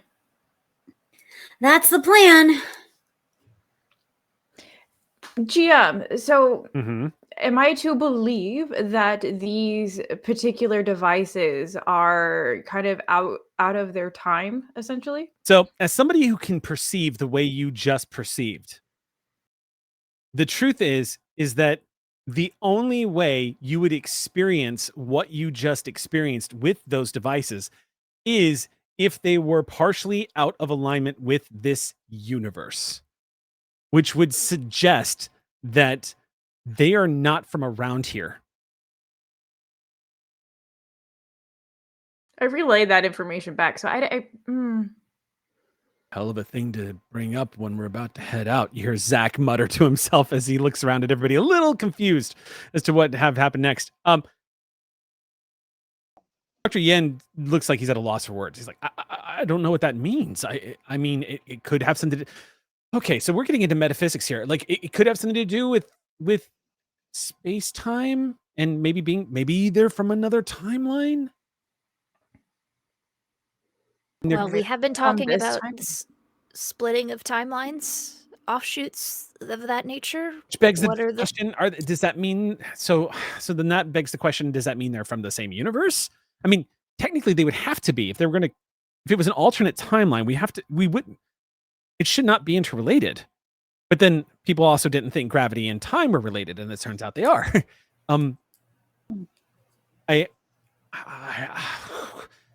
We need to get to this. We need to figure this out. This is a lot. I don't know how to chew on this. I just softly catch eyes with Zach to see if he now realizes what his road trip conversations are about to sound like. How resigned to his fate is he on a scale of 1 to 69? Looking for some levity in Zach. Zach looks like he is. When you look at Zach in this particular moment, in this twilight hour, as y'all are all heading out of the gates, you can finally really see it at work, because in this particular moment of conversation, Zach clearly doesn't think anybody's looking at him. So what you see, Ozzy, is someone who is containing their deep anxiety. Someone who is using that anxiety to reinforce. He's turning his fear into something to make his senses sharp and to make him on a hair trigger. Anybody comes near. It's that strange space between fear and rage is where he's kind of balanced right now. So he's just looking around. When he catches you looking at him, finally, he just nods, completely missing what you're communicating, and starts heading out in the direction of the Red Jaw Wilds. Says, come on. We've only got so much time to travel. If we're going to do it quietly, it's going to eat up all this time. Be safe. Hey, he says it again as he stops and looks back at you, Ozzy, and goes, "Be safe. Make sure you get Tara back alive." See, I'm in charge of you. I know it sounds like you're babysitting me and I'm totally incompetent in the wilds, but in fact, point is back. She rolls her eyes and says, "Come on, let's go. Let's go be bait." And with that, the two parties branch away in the middle of the night. One I will clamber up onto Atticus, and Atticus can take 2. So if there's another individual who would like to also ride, we are suited up for double piggyback, double Atticus back ride. I feel like if I left Bruno, they would be very upset. By the way, as y'all are gearing up to go, you see a large figure emerging from the tree lines, the scattered trees that are around Silvercreek, just kind of lumbering over as it comes towards. And Yen goes, "There, there you are. Okay. Oh, everyone, this is Tippy. Tippy is my hadrosaur. Don't call them a hadrosaur. It's hadrasaur, but hadro has always cracked me up. I used to call him that when I was a little boy, and I couldn't pronounce it properly. They used to make fun of me like it was a water dinosaur. It'd be not the same thing, but you get the joke. Anyway, this is Tippy. You see this 30-foot hadrosaur, duck-billed dinosaur, come lumbering up and stop. Big, thick, powerful, long tail. Anybody who knows anything about dinosaurs, like Zach, for example, knows that tail is capable of killing a full-grown T-Rex if it is swung at it. It is a weapon unto itself. That is a multi-ton tail used to protect itself. These things are slow, but they are quite capable. So question. Yeah. Is Atticus bigger or smaller? Atticus, the top of his crest is about 10 feet tall. Yeah. The hadrosaur is 30 feet long and stands about 15 feet, 14 to 15 feet. So it's about the same size as a T-Rex. You see Atticus puff up, like try to be bigger. Which is easy because as you do that, you hear this from the hadrosaur as it kind of leans down, and Michael Yin goes, "Oh, there you go." And you see him take 2 hands and rub up and down that giant duck bill, just kind of like, "There you go, you're okay." All right. I do have numbers. Atticus is 30 feet long from they're about the same length. The horns to the tip of the tail, about just shy of 10 feet tall, and weighs about 13 tons. Oh, correction. Hadrosaurs were about 25 feet long and stood about 10 feet tall. So I have it. I'm mixing about up. the same size. There's a subspecies of hadrosaur that was discovered in China that grew up to 30 feet long and were as tall as T-Rexes. Mm-hmm. Yeah, I mean, is Yen's bigger than, like Yen's could be a big version. He climbs up onto the back of Tippy, and Tippy immediately just kind of leans up. And you see there's a harness on there that allows Yen to basically lean up against him as this dinosaur just walks forward on its hind legs. Atticus just lets out a gruff and like when Atticus does that, you see Tippy immediately take a just going to just step to the side. Oops, and blinked out of existence again. Atticus huffs and Tippy blinks out of existence. Yeah, but you watch as this happens. You get the impression the moment Atticus does this, there is an animalistic response to get out of the trike's way. So the moment Atticus is sleepy, he just walked 400 miles and then was in a hurricane and then came back and then had to leave again. Atticus has had a rough one. He's grumpy. He's grumpy. He is very grumpy. Yep. But you see Atticus just starts walking though, like not necessarily waiting for anyone, because it takes a long time to get momentum going. Yeah, the hadrosaur Joe will like hold her hand down towards Clover, like as we start moving, like a you want to hop up kind of emotion. Yeah, she'll take your hand and hop up. There's so Atticus has like kind of like basically like this kind of leather sort of seat deal, and then he's got his dino bag. So I have that was one of my expensive items, was the dino bag, but along the straps that hold this kind of like seated area, it's almost like a ladder of stirrups. So like Jo will basically she can't pull you up. She's not that strong, but like she can like hold you steady enough so you can grab the strips and like pull yourself up and over. Mhm. Um, you, Jake, don't let me forget. We're gonna name this episode the Midnight Dino Riders. All right. So you all managed to saddle up and start heading off in the opposite directions. The only people that are not mounted on dinosaurs are the two that are trying to lay low, the two that don't have dinos at their command. The rest of you all begin heading out. These large dinos, and again, Tippy, even though Tippy is very large, hadrosaurs, like most, I I absolutely treat trikes like the big angry rhinos of the Cretaceous period. You just stay out of their damn way. Just like hippos, you just stay out of their damn way. It's just better that way, and most animals know that. What if So, we didn't? so like as at any time Atticus exhibits any kind of irritation or impatience, you watch the hadrosaur just take as the Hattie is walking, Tippy will just take one step to the right as they're walking, just to move a little further away from Atticus. Just So I will say Seems some great. animal behavior that I've seen, and I feel like Atticus would do this. Anytime Tippy gets into the lane, you just see Atticus just like move his head, like almost like bump, oh yeah, like out total of the dominant way. behavior. Yeah. Yeah. Yeah, he's got his like front tusks are pretty long and big. One of them has like a 2 or 3 inches off the top, kind of gone, but he can kind of easily like bump like forklift, get out of the way. Awesome. So what was that fun fact that we learned, that Triceratops horns were actually made out of keratin, which is the same substance as human fingernails? Kind of cool. Is it All right. mineralized? So you guys move off. We're gonna start this last part here with just setting it up as you guys travel into the evening. It is going to be a stressful journey, to be sure, because first of all, you're not able to move that fast as you move towards the Red Jaw Wilds. And you're causing a bit of, it's impossible to be quiet with Atticus and Tippy. It's impossible. You also have the one good thing you've got going for you, though, is the pterosaurs that are flying up overhead. Because Clover can give you all, with the ability to see what Sweets is seeing, Clover has basically got aerial drone footage playing at all times. So what I'm going to do is I'm going to have that neutralize one of the difficulty levels of keeping an eye out.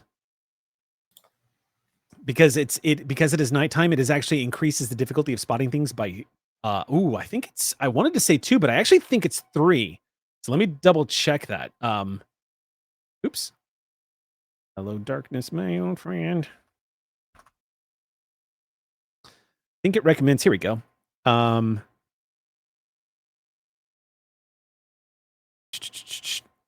It says environmental, yeah. Common effect, difficulty of darkness.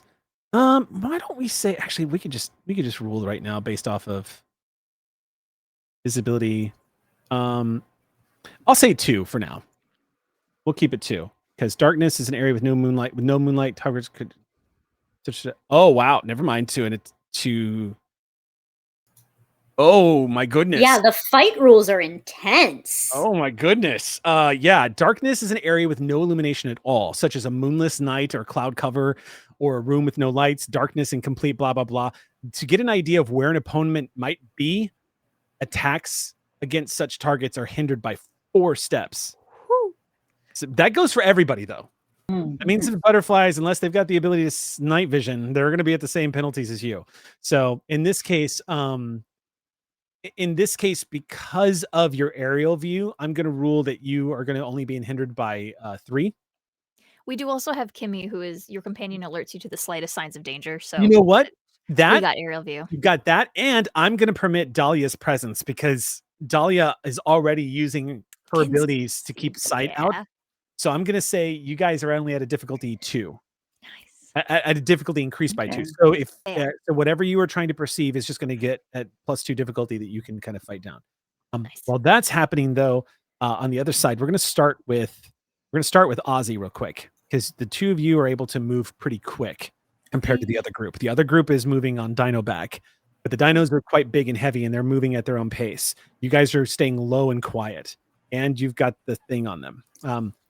We're going to cut to about an hour or so outside of Silvercreek. You haven't said much to each other. Wisely have been keeping quiet this whole time. But at one point, it is... I'll go ahead and map this out for you, Ozzy. It's not fun. The tall grass here is still soaking wet, and you're walking through mud. I don't want to be here. It's not... you hear at one point, Tara says, if we stay to the south, we can avoid mosquitoes. I would like that, please. Me too, since they flock in swarms of thousands. I would really like that, please. She nods. I've heard terrible stories, you know. Terrible Like the one- stories. Do they really carry off children? No, but they can kill you.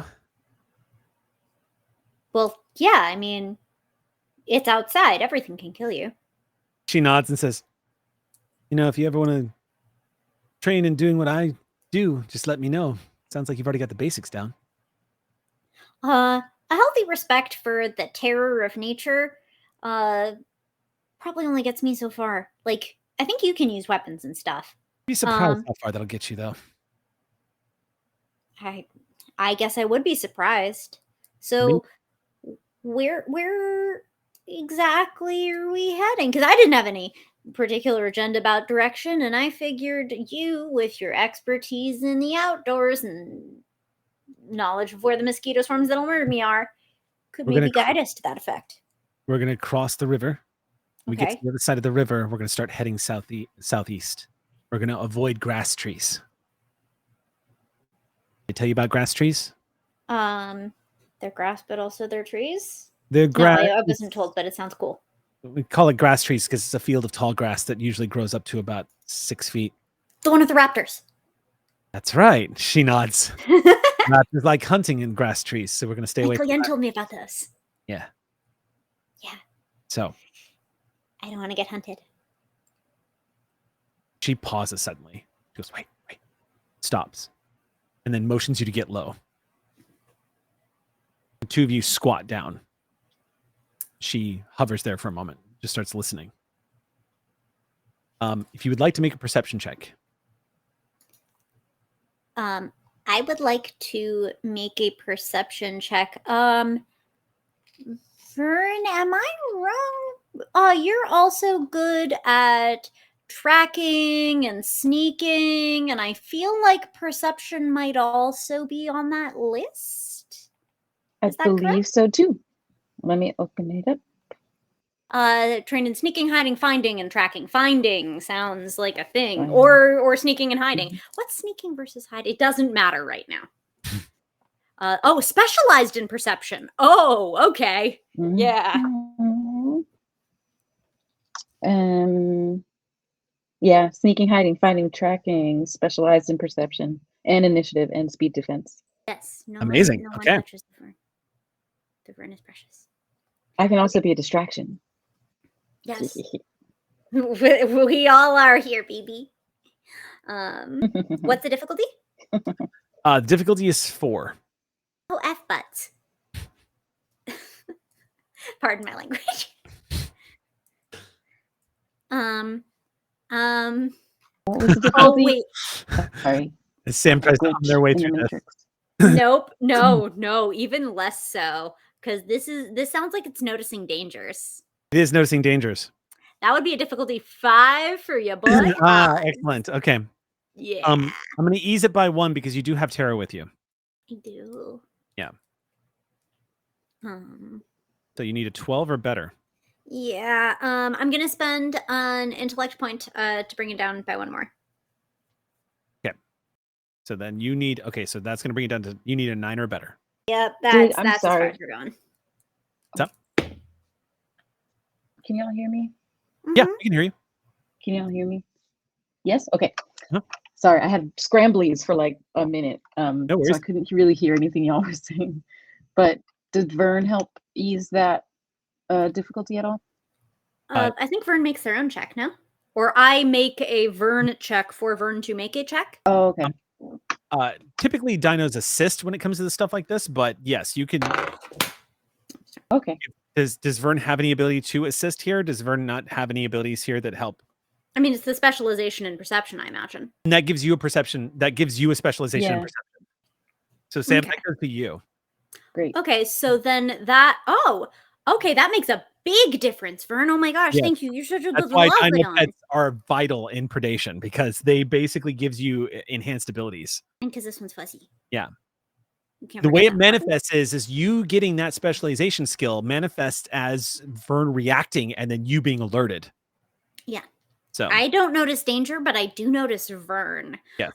Because I have an inability, which subtracts one stack of whatever or adds a stack, however you want to think of it. Right. But Vern is 2 stacks of bonus, putting us at net +1. Right. Or -1, or again, however you want to think about it. And then I spent another stack, which means had I not had Vern, this 6 would be a failure, but it's a success now. Okay. So thank you, Vern. Would never have gotten it without you. You're such a baby. Oh my gosh, you're gonna get so many treats. You're gonna be a sphere. I'm gonna feed you so many treats. So the two of you are Vern is sweet. crouched. The two of you are crouched low, and you see Tara's just keeping an ear out, listening carefully. And after a long moment, she goes, "Could have sworn I." And then everyone freezes in that particular moment as you hear what sounds like a breathy, baritone-sounding purring noise. It's like deep. And you see recognition on Tara's face as her eyes widen. She slowly reaches to her belt and she nods to you as you see her start drawing a weapon. And she pulls what looks like a long, wicked-looking dagger out of her belt. And she stays very still for a few moments. You're going to get initiative because you perceived it. So roll initiative, please. The difficulty of the initiative roll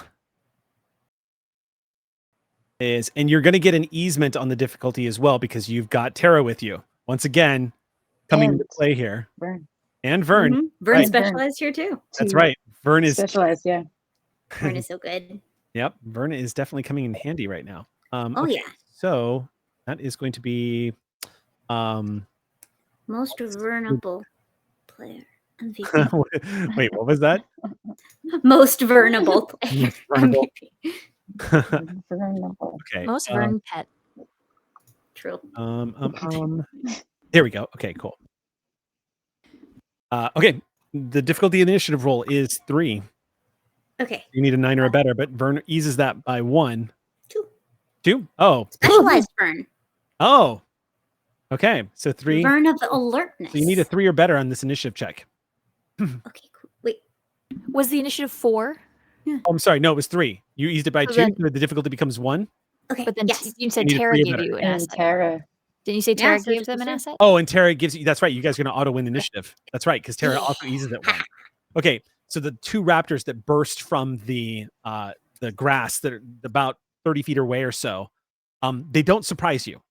In fact, you're ready for them and whirl in that direction when you see them dashing towards you. You do see 2 people riding on top of the raptors as they come dashing at you at full speed. You cannot get a good sense of who or what they are. You know they're humanoids, and judging from how they're decked out, they seem to be probably like the butterflies that were described. They come lunging towards you. Now, I do want to go ahead and give you this much because as residents of the Cretaceous period, you would know this. Raptors are not going to suffer anywhere near the amount of penalties of this darkness for attacks on you guys. Their difficulty is only 1, increased by 1. Fun fact is raptors have some of the largest eyes for dinos out there, specifically because of night hunting. They get good at it. So these dinos, they're not the largest eyes. The largest eyes go to T-Rex. Terrifying. And yet not bigger than their stomach. Funny that. Yeah. They come lunging out of the dark. They are rushing towards you guys. You get first go. They're going to close the distance on this turn of combat. What would you guys like to do? You get to go first. They're 30 feet away right now, charging in. So they're about short range. Okay. You need a short range. I was given explicit instructions by like half of your town that no one here is going to die, and so you're not going to get injured. You're going to attack with like really fearsome attacking, and no one is going to hit you or get you at all. You've got this, and I also exist. I'm going to activate encouragement to modify speed defense tasks by 1 step. Okay, awesome. That is definitely going to come in handy. She is going to take her action because you guys won initiative. You see, Tara seems to be somebody who has a lot of tricks up her sleeve, because literally, as you activate that action, you hear her say, "We can't outrun those." And she pulls up her sleeve. You see she has what looks like this metal bracer on that has what looks like glowing interface of some kind of tech device. And she goes, "Cover your ears."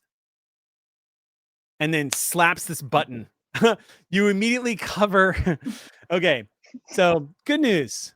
The good news is your adorable mammal is not going to suffer the effects of this incredibly difficult to this sonic weapon that immediately emits sound.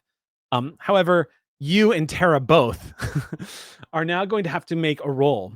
This is going to be a strength check, and the difficulty of this check is 5. Tara is automatically going to fail it because she can't pass that at her level. Okay. How do y'all feel Ox about crew, an ox ox crew crew, point? ox crew, 'Cause that's ox pretty crew, much ox crew, like, ox Yeah. crew. I realize we're still not Absolutely. statistically favorable, but You can use an ox point. yeah. Okay, so that gets us down to a big old 12. Okay, so Rogan, thank you so much for that ox point. Thank you. So that's going to lower it down to 4 before you spend anything. Oh wait, it's not particular to any particular sort of defense task. So actually encouragement, but it's just to allies. It's not to self. That seems reasonable. Mhm. Unless we believe in positive self-talk. Anyway, I'm rolling my die now. Okay, cool. 14. Holy Okay. butts! Okay, so you're not going to. So first of all, you're not going to take any Lesson in damage. positive self-talk for everybody. Sonic weapon is not going to do any damage to you. However, for 1 turn, you are going to be considered hail. So it's only in effect. So if to give you impaired, you're going to be considered impaired for 1 round. So to give you an idea of what that is, if you hit 0 at any stat pool, you would be considered impaired, in which case all of your effort costs 1 extra for the next round, and rolls of 17 plus only just do 1 extra damage, and you cannot do any major or minor effects if you roll a 20. Oh no. All So of it's the not a attacks I'm not huge, making. not a big deal. But you see, as moment you hear this shrieking sonic pulse emit, none of the raptors can save versus that level of an attack, and they all shriek and buck. And as they do, the 2 riders go sailing end over end off the top. The one on the right that was looking like that she was coming in for the kill goes hurling straight into the mud because she apparently didn't do so well on stopping that, and goes sliding to a stop face down. The one to the left, though, skillfully and artfully rolls to the ground and takes a couple of steps and uses a tree to stop his momentum, almost crashing into it. The raptors, however, shriek and begin to immediately withdraw, like running off in opposite directions. Tara grabs her head and starts screaming and drops to the ground as her cipher runs its course for this entire round. You get to act. So you have an action here. You did your encouragement. Next round, you're the only one that's going to get to take an action. And the raptors are using their action to flee. So they're going to run to long range as this sonic pulse emits. What would you like to do? All right. These skills are delightfully cheap when you have some edge. By cheap, I mean free. So I'm going to this round drop encouragement. Okay. And since one of them went into the mud, I'ma let Tara address that, and I'm going to catch eyes with the one who skillfully did the roll, of coolness. Mhm. And I don't know who you are. I don't know why you're attacking me in the middle of nowhere. But well, I suppose it's probably a little late to ask you to not politely. It's never really too late. But the point being, I think you and I have a mutual acquaintance, and I really wonder what she would think of you right now. And I'm using enthrall.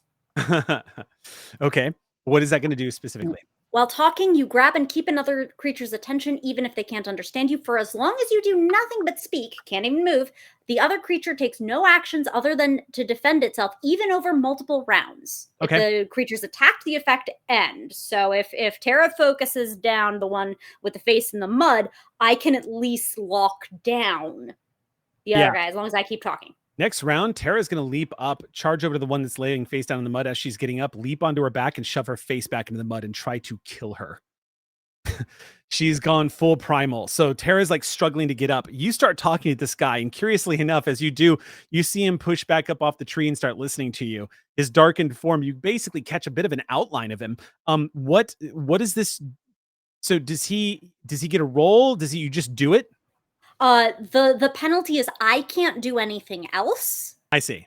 So it locks I'm you locked both into- down, but so is he. And like any charm person sort of effect, if attacked, it ends. So it's basically just crowd control to focus down like the number of people who might be hostile at any given time. It's a good like boss lockdown kind of tool. But here there's 2 people, so that works out. Okay. He as he's listening to you, you see him push himself up off the tree. You can catch like the outlines of his face, but as he's catching his breath, he's listening to you, and as you're talking, you just see him go kind of laugh a little bit as he's leaning up against this tree as you're talking, and he stays there listening to you, kind of squinting as you're just going on and on and on and on. No, that's really fair. I have that effect on a lot of people. By the way, my name is Ozzy. I have a little animal You're friend. basically We're just nice filibustering people. the entire combat round. Yes. This reminds me something of the SATI ability in Vampire the Masquerade, where as long as you keep staring at them, they can't do anything. They're just kind of locked in and can't move. Okay, while this is happening, off in the direction of the Red Jaw Wilds, you are all approaching the tree lines at this point. It's a little past an hour or so of travel. At one point, Yin whispers down, "I wonder how the others are doing." And Zach goes, "Shh." As everyone continues to move, the only noises really is just the big sounds that the dinos are making. Dahlia, there is this urge in you. You can't. None of the others would understand it, but there's just this urgency, this feeling. We need to get there faster. There's a clock ticking and you can't explain it, but you need to get there faster than how you guys are moving. Shoot. I'm gonna climb onto Bruno, which is always the awkward mount as per usual. Okay. And I'm just gonna look back at the group and go, I need to hurry up. And I'm gonna take off with Bruno. Okay. Roll an animal check here. Oh, that's okay. And okay, she's gone. Maybe. Difficulty is 3. So that's a 9 or better. I got a 15. A 15? Okay. Yeah. Bruno. She wants you to go. She wants you to fast. That's good because she's on top of me and I want to run away from my own butt now. Okay. Yeah. That's a fast dino.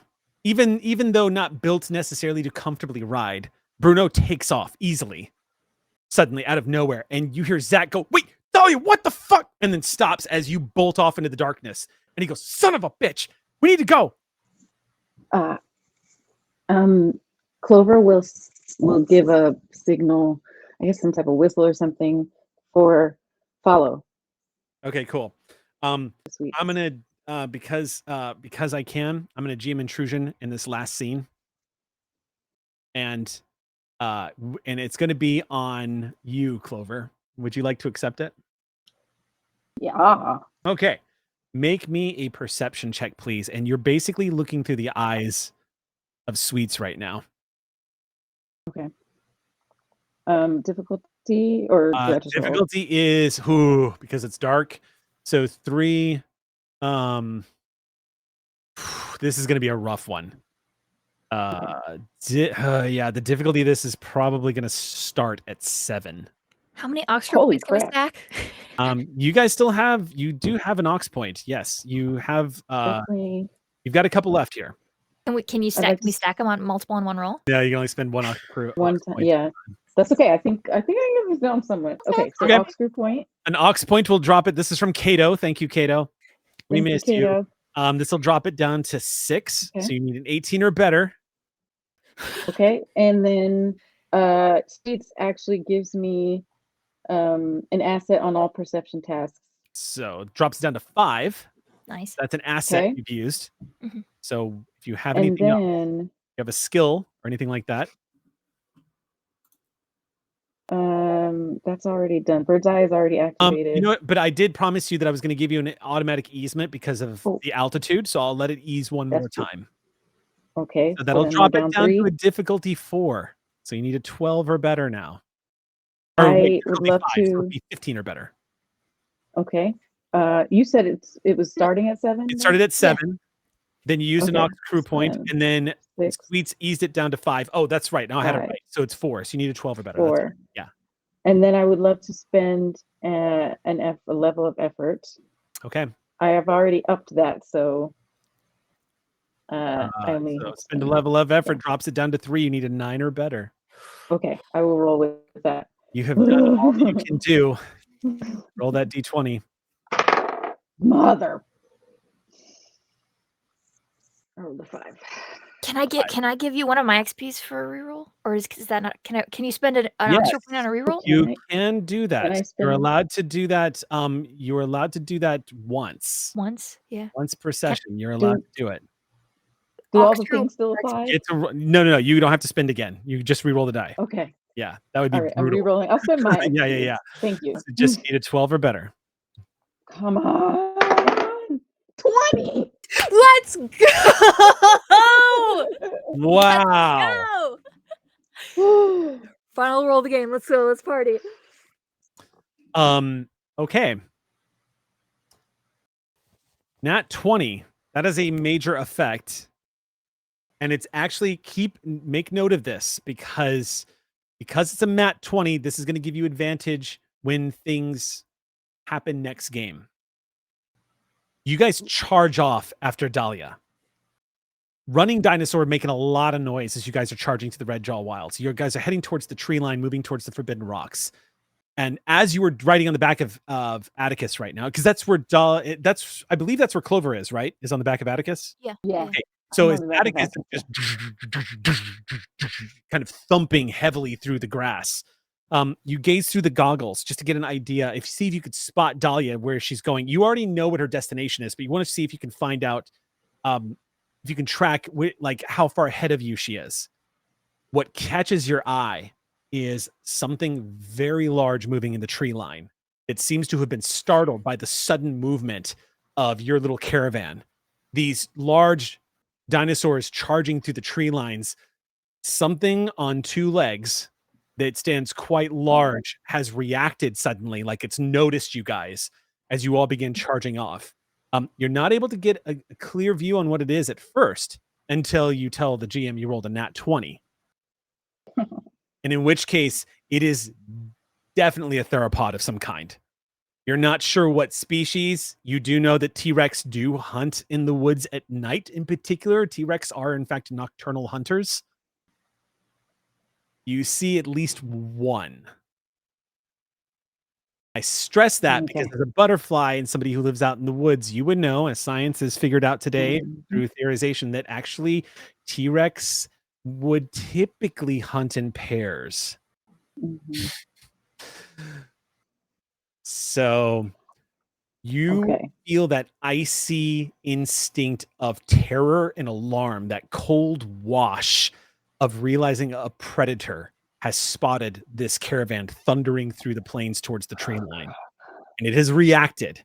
Now, when we come back for the next chapter in Legacy of Silvercreek, you're going to have an edge on dealing with this because your Nat 20 gave you a lot of lead time into figuring out what you can do about this. Otherwise, you are looking at probably a level 7 challenge stalking you guys. T-Rexes are not to be messed with. So you do have two very large dinos. Both of them are known for standing up to a T-Rex. So we'll see what happens. But that is actually where we are going to bring lights down on this chapter of Legacy of Silver Holy Creek as you all moly. charge off towards the Red Jaw Wilds on opposite ends of Silver Creek.